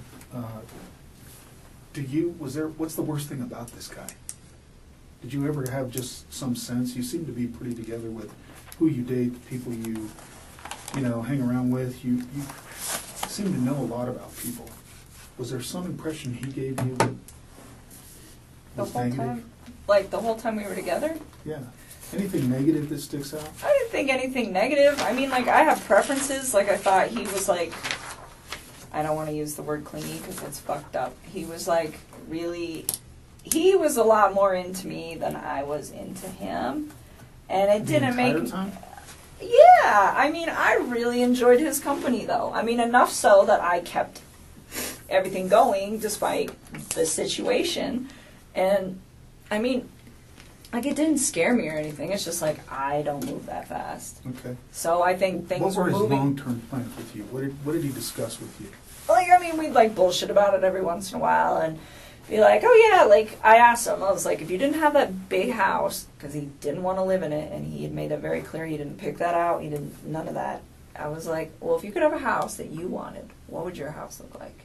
And he would tell me, he's like, I want a little ranch home, like, it doesn't need all these floors, just a few bedrooms, enough space for my kids, maybe some property so they can, like, run around, you know, 2-car garage, maybe 3, put the old sports car in there, because he liked cars, stuff like that. You know what I tell him? I'm like, I'm simple too, so if you end up doing that and we end up staying together, let's do it. But it was never like, sell your house, let's go buy a house. Like, it was very... You ever say anything about getting married? To me? Yeah. I mean, it was like a thing where it was like offhandedly, like, one day maybe this will happen, but again, it was like, these were...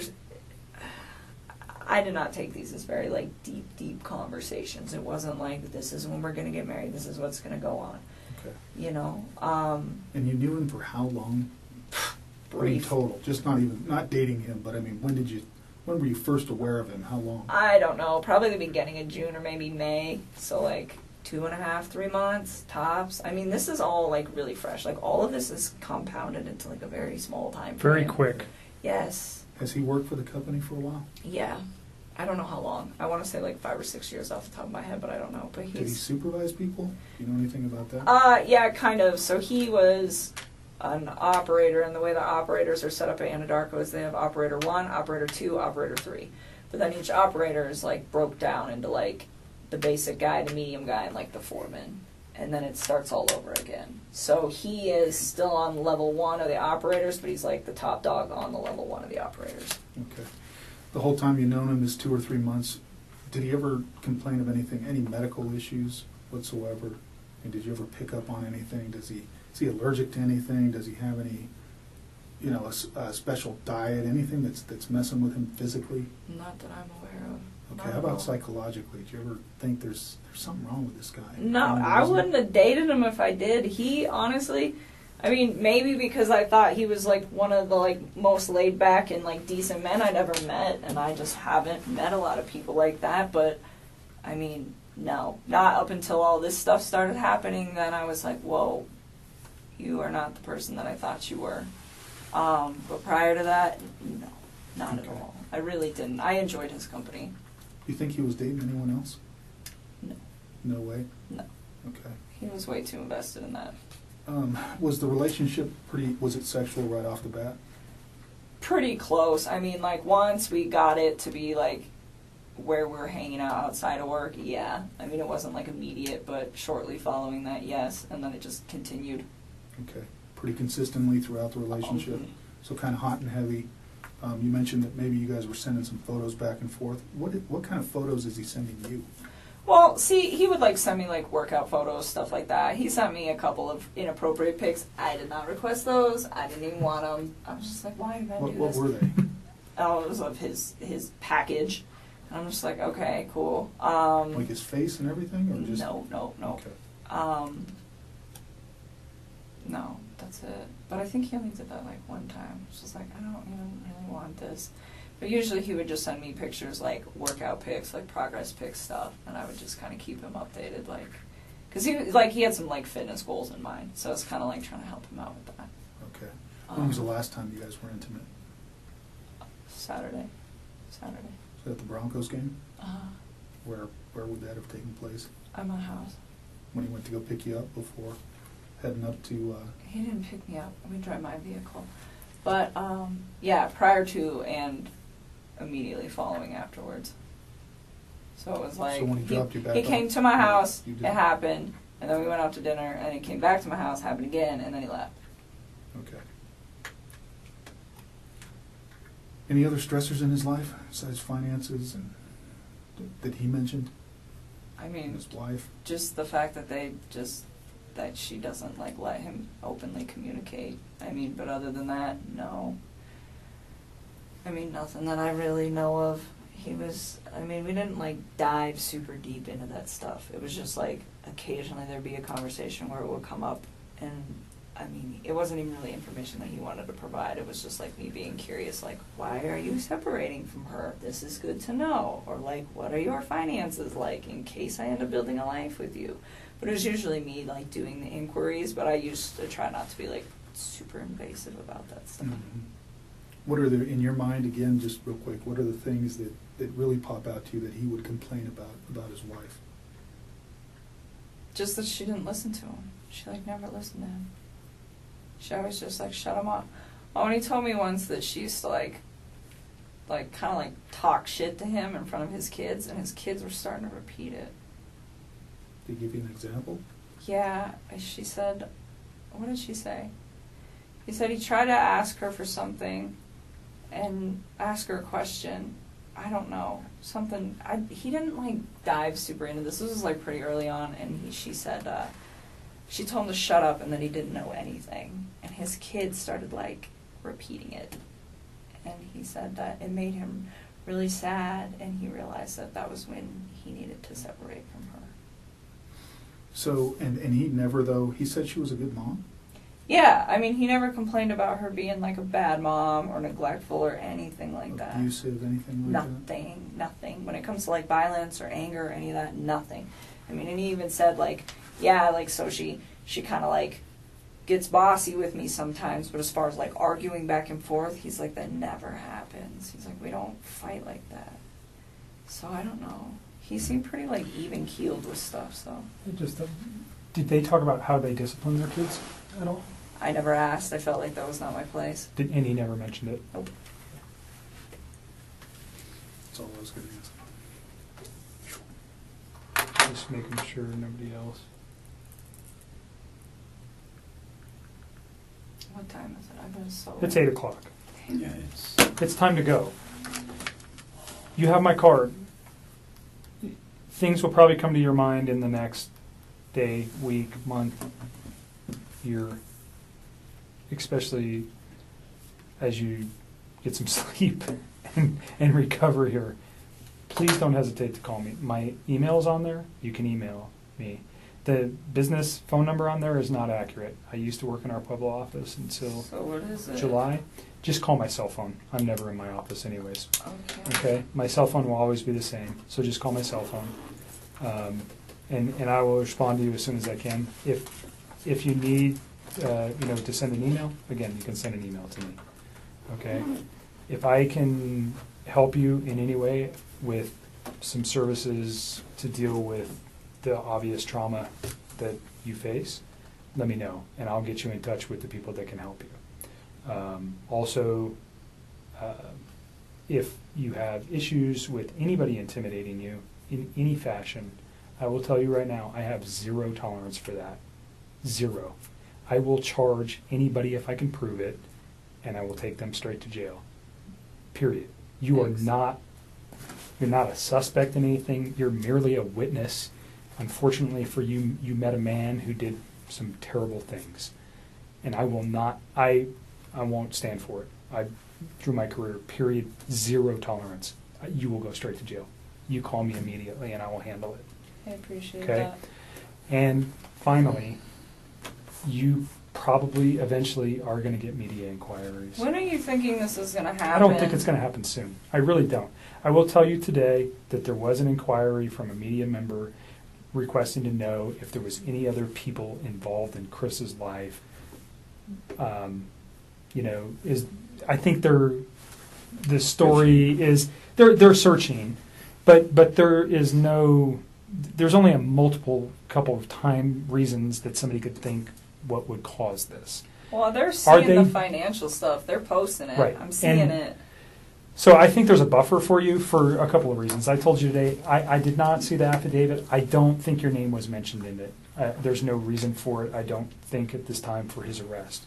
When the affidavit becomes public, which I think they mentioned maybe early next week, that'll keep them media busy for a while. Oh, so her name wasn't in it, that you think? I don't think your name Mark was said in he it. didn't publish that thing Right. yet, so if he has So I talked to Mark this morning, and I know he has not written a report. Now, I do know that he did talk to the people yesterday just regarding her, because it was important for some of the things we were doing yesterday. again, I don't think your name appears in that report.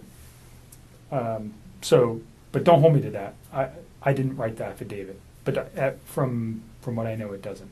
So at some point, your name is going to come out. I mean, there's just no way it's not. And like I told you, I want. So when do you think that is? Like when we take this to trial? I don't Like know. at what point? Because nobody knows about this. Right, but Chris does.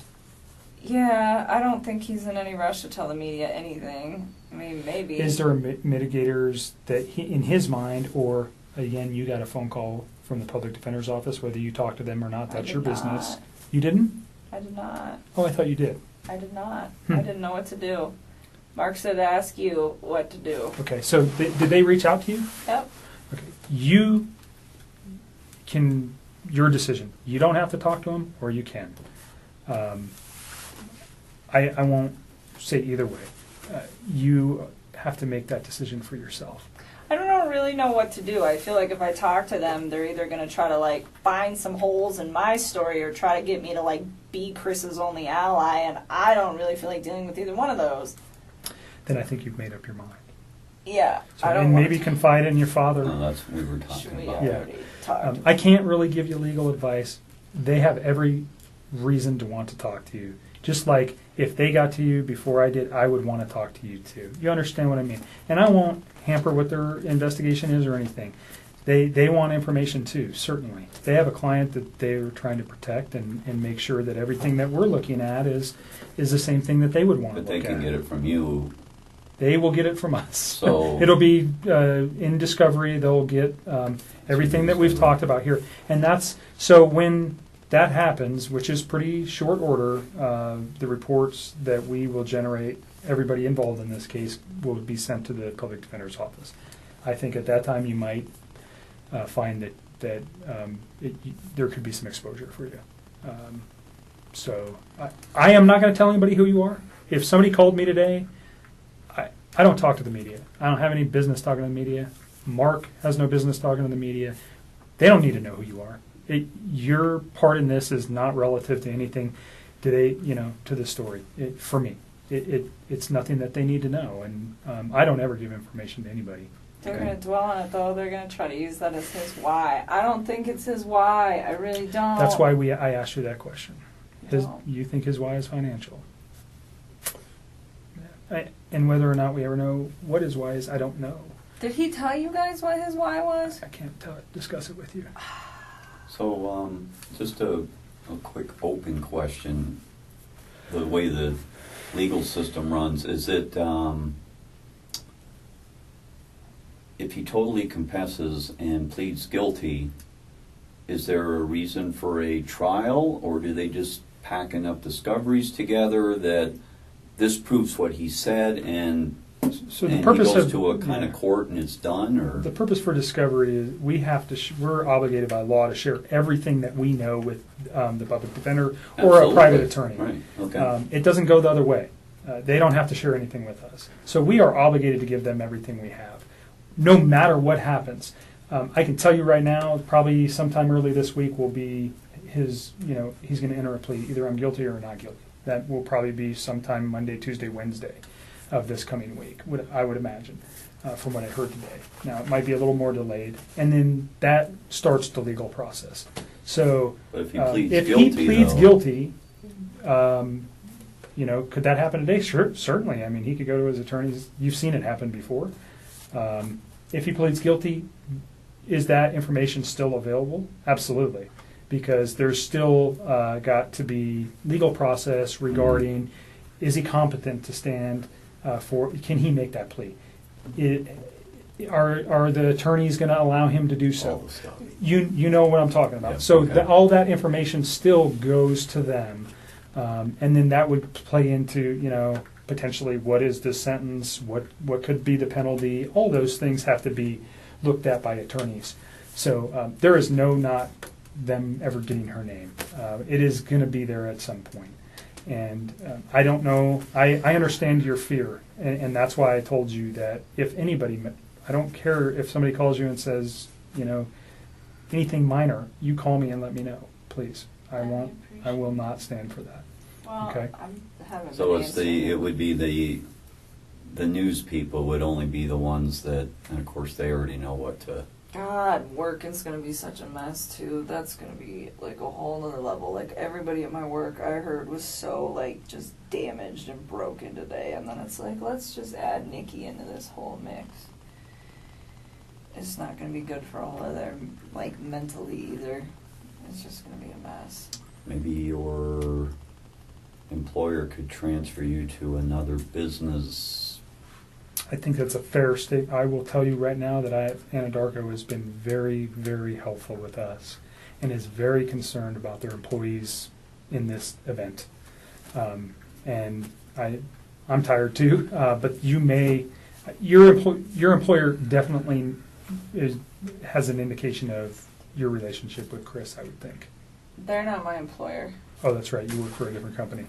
Yeah, but you're saying I think Anadarko has a knowledge of that. Well, who are you talking about? Tasman or Anadarko? I don't even know what Tasman is. Tasman is the people that cut my check, and I'm contracted out to APC. So, I think people have suspicion that there was a relationship with Chris. Not saying you, but they may know that. I think there was some suspicion that he was having a relationship with somebody else. Not your name specifically, but if you went to your bosses and said, I have an issue that I don't, like your dad's saying, I think that you might find that they'll just get you out of there. See, that's what we were talking about today, because they probably have a policy for psychological help. They probably have a policy for inquisitive, people bugging other employees. That's a big company with a lot of HR, and there's. Do you have an employee assistance program? EAP. I don't. Oh yeah, that they were there all day today. But it's like I got so many calls today from Those are people I work questions with. that you can ask them anonymous,ly, and that information is See, retained. that's what I was saying, because if. So what am I supposed to do? Well, Tell my boss? Well, but your boss isn't going to want rumor mongers. They're not going to want people stressing you out. They're not going to they don't want erratic workflow. They don't want any of that. So they'll probably do a broadcast letter of anybody that was friends, acquaintances They already of it, with all the shit or anything done else. today. Please respect that employee's feelings. And right there, oh, and by the way, if any of you have problems, you can call Mickey Mouse at, and that's probably, they probably have a policy with that. Here's the and problem, I'm hoping though. that they do. I don't work for them. But they can still. But if I'm like protect you under transfer that. me, like they're gonna be like, you're not even our employee. Like I'm pretty sure I'm about to lose my job over this. No, No, you're not. Why would you lose your job? I don't know, because I feel like people are going to just complain about being uncomfortable with working with me. Like, I am not going to have any respect from anybody there. I think I will have, like, 2 people that still... You really didn't do anything wrong. I had an affair with a married man who lied to me and made me believe that he really wasn't, like, as married as I think he was. But the media is not going to be so kind to let everybody know that. I think people are going to think I'm like the reason that he went off the deep end. That's probably a fair statement. I would probably agree with you to some effect, but if these people you know them at work, then and the company will protect the company you at will some point. buffer that as much as they can, because if not, it'd be chaos amongst employees, and they can't have that. I'm just so sad. It's just like, not this good is in like their best the interest. job of all jobs I've ever had in my life, and I fucked it up. Well, so you've been out in the field. You've been home 3 months of the year, on an average, in staggered amount, out in the middle of nowhere, on oil rigs. This little thing was out hanging on oil rigs, and now they got her an environmental where she's able to clean up stuff. Right. And it's a hot job, man. It's just a hot job, and I mean, would you advise I wouldn't me start. talking to I like can't my give you head legal higher up? advice. Maybe the best thing to do on that is talk to your EAP, whoever the employees assistance people are. They're anonymous. They know all your HR rules. They know all your policy and procedure stuff. And how can I mitigate this? Fair and also, question. your problem too is not just is this going to become an environment where you can't work? So you have to call those people and say, I don't want this to happen, so how do we take care of it? I want to continue to work for you guys. I love my job, whatever. Just be proactive. I don't know, your boss is on site.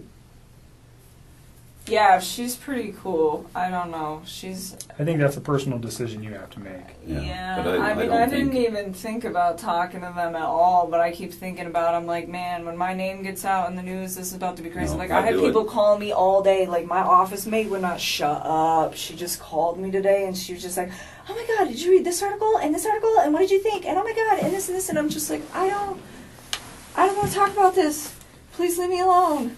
And like, it was really overwhelming. And my project manager called me, and he's really chill, so we made it a very quick conversation. But some people just like didn't get it, and it's so hard to me I because would I get feel in like front of I'm lying to them. I'd get in front of it. No, don't. Yeah, because Make the a company, decision. I don't think it would be in their best interest legally, morally, or profit-wise to have a bunch of junk going on. They would suppress it to keep it at least where everybody's treated with respect throughout the company. This is a tough situation. They'll put the presidential speech I in could do it. that job like 75% of that at home. Yeah, I I've would- already been thinking about that. I was thinking about just asking Lena, like, hey man, just let me come in at like 5 in the morning and deal with the gas monitors like 2 days a week. No one will even know I'm And I there. believe that And let me just work at home. they probably made a statement on that, what'd you call it, OHP or EAP. EAP. EEP? They put out a notice today. If they put that out and it says your confidentiality will be respected, It has to be. if that got leaked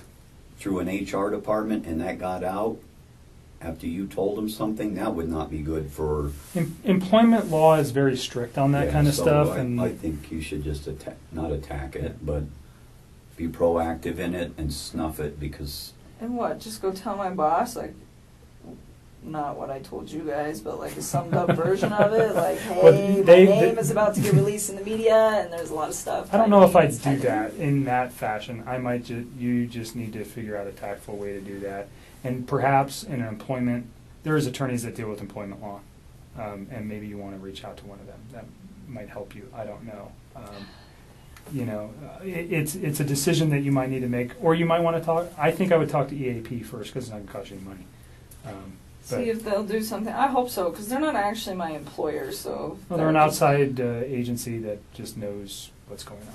but See, both, I don't both know, so companies, it would be in their best interest to protect everybody, including all the foremen he worked with, apprentices he worked with. I mean, all of those people have a lot of information too. Not like me. But again, they don't want to hear it. They don't want to have, they don't want to talk about it. They have the same rights. So it would be a company-wide thing. So I would just, On the media we'll stuff, work on that. Yeah, I think you've got a grip on that. On the media stuff, for you, I wouldn't talk to the media. Just tell them you don't have any comment, and for you, probably the same. And if they just persist, maybe put somebody. It seems like your dad is your biggest confidant here, and maybe make a brief statement. If my daughter doesn't want to say anything, have a nice day, whatever. Because if you appease them a little bit, sometimes they'll go away. That would just be my suggestion. Don't talk to them. You don't need to. I'm not going to. I guess they're going to make their own assumptions. Let You, them So does your neighbor, so does the... Right. They'll be guy talking, as soon as they stopped at the figure red out who light. you are, they're going to talk to your neighbor, and they're going to say, oh, yeah, I saw Chris, and her together, whatever. You know what's going to happen. Just prepare yourself, and then it won't be.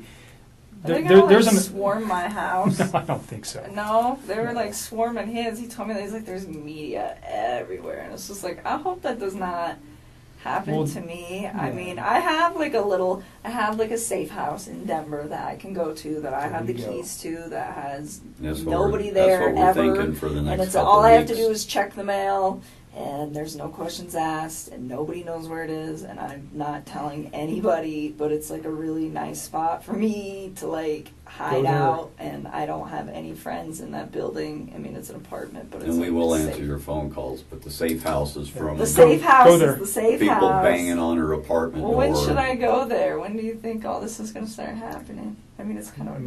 Might be just good for you to go there anyways, for your sanity, and stay away from this place that you had a connection to this man with, and get your thoughts in order. It's and so sad. That was my nest. It was like such a warm little place. That was and now it's like I haven't even slept in my bed. I've just been sleeping on the couch with the dog. I don't even want to do it. What other questions can we answer before we go? I don't foresee talking to you again regarding this. Now, an attorney might review something and go, hey, can you ask her another question? And that would be a long ways down the line. I don't think there's anything else. I let you talk for a long time today to get it all out. So we don't have to do this again, because I don't want to traumatize you again. But if there is important things that come up, please know that I do want to talk to you about those. Other things that we haven't talked about today, or if something just, I got to tell them, just call me. I mean, like, some things I thought were really important. Like, the other day, like, I didn't mention the wedding ring thing, and then I was like, that was really creepy. I should probably tell them about that. And And you got those cards. I gave you those cards. So you gave me cards and there was clothing in there. Yeah, I don't care what you do with it all. I just don't The want clothing, was any of the clothing anything he wore this weekend, or is it stuff that was from... No. It was, like, stuff that he brought over, like, prior to that. Okay. None of that. Like, some of it's been washed and folded since then. Yeah, I just wanted it out of my house and didn't want to throw it away. We'll So take you care of guys it. can We deal have with it. We'll take care of that. If I have questions on the context of a text message, I might just call you and say, how does this mean? Because I might not Yeah. understand what you were talking about, if that's okay with you. Yeah, that's fine. If it's, I'm not going to bother you unless it's really important, because I think I have everything I need from you today. okay, yeah, we just wanted to make sure you guys had it so that Well, and we don't, I you don't... can find the right person or Yeah, something we don't and want to get do it it done. again. Yeah, and we know we have the right person, and I am sorry that you're involved. I am.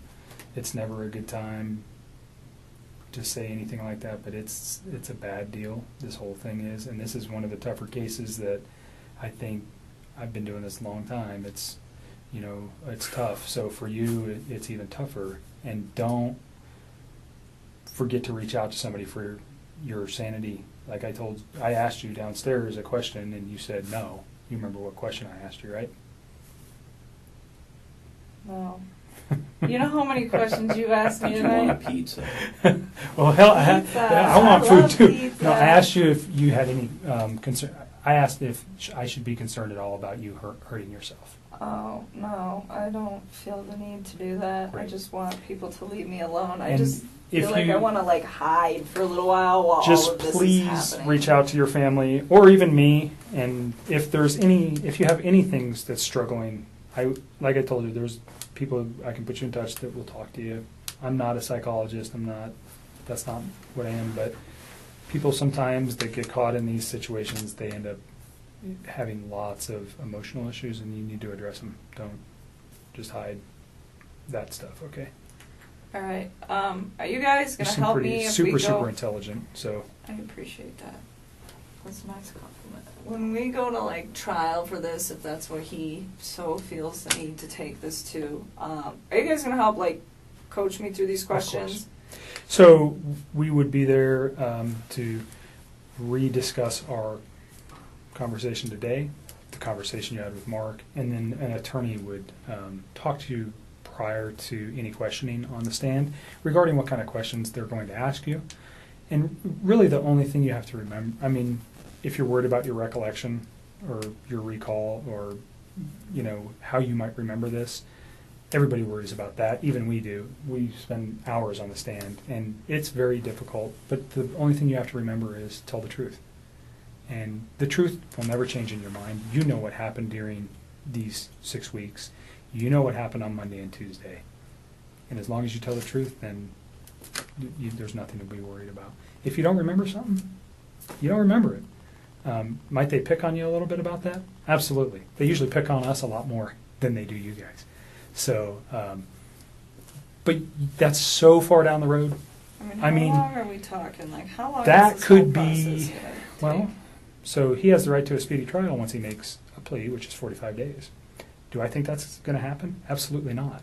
I can tell you that the majority of the homicides that I work on average somewhere between 1 and 3 years. Yeah, look at the So clown do man. I gotta just deal with with the the theater. media, like, knocking on my door You're- like that for like 3 years. 'Cause that's This gonna have to case go will for- be hot until the next, unfortunately, crazy case comes up. And you know it's true. I don't know if you watch the news. There's a reason I really don't. Every week. I don't. But watch you know American there's something new news. every week that's the hot topic. This one might be hot for a week, 2, 3, whatever, and then something else is going to happen, and they're going to forget all about this one until it comes back to court, and then it's going to be revived if it ever does. I don't know what that, he has all sorts of, he could plead, he could say I want to go to trial, I didn't do this, whatever, he could say whatever. So it could be tomorrow, it could be 5 years. It just depends. I mean, there's a lot of things that can slow cases down.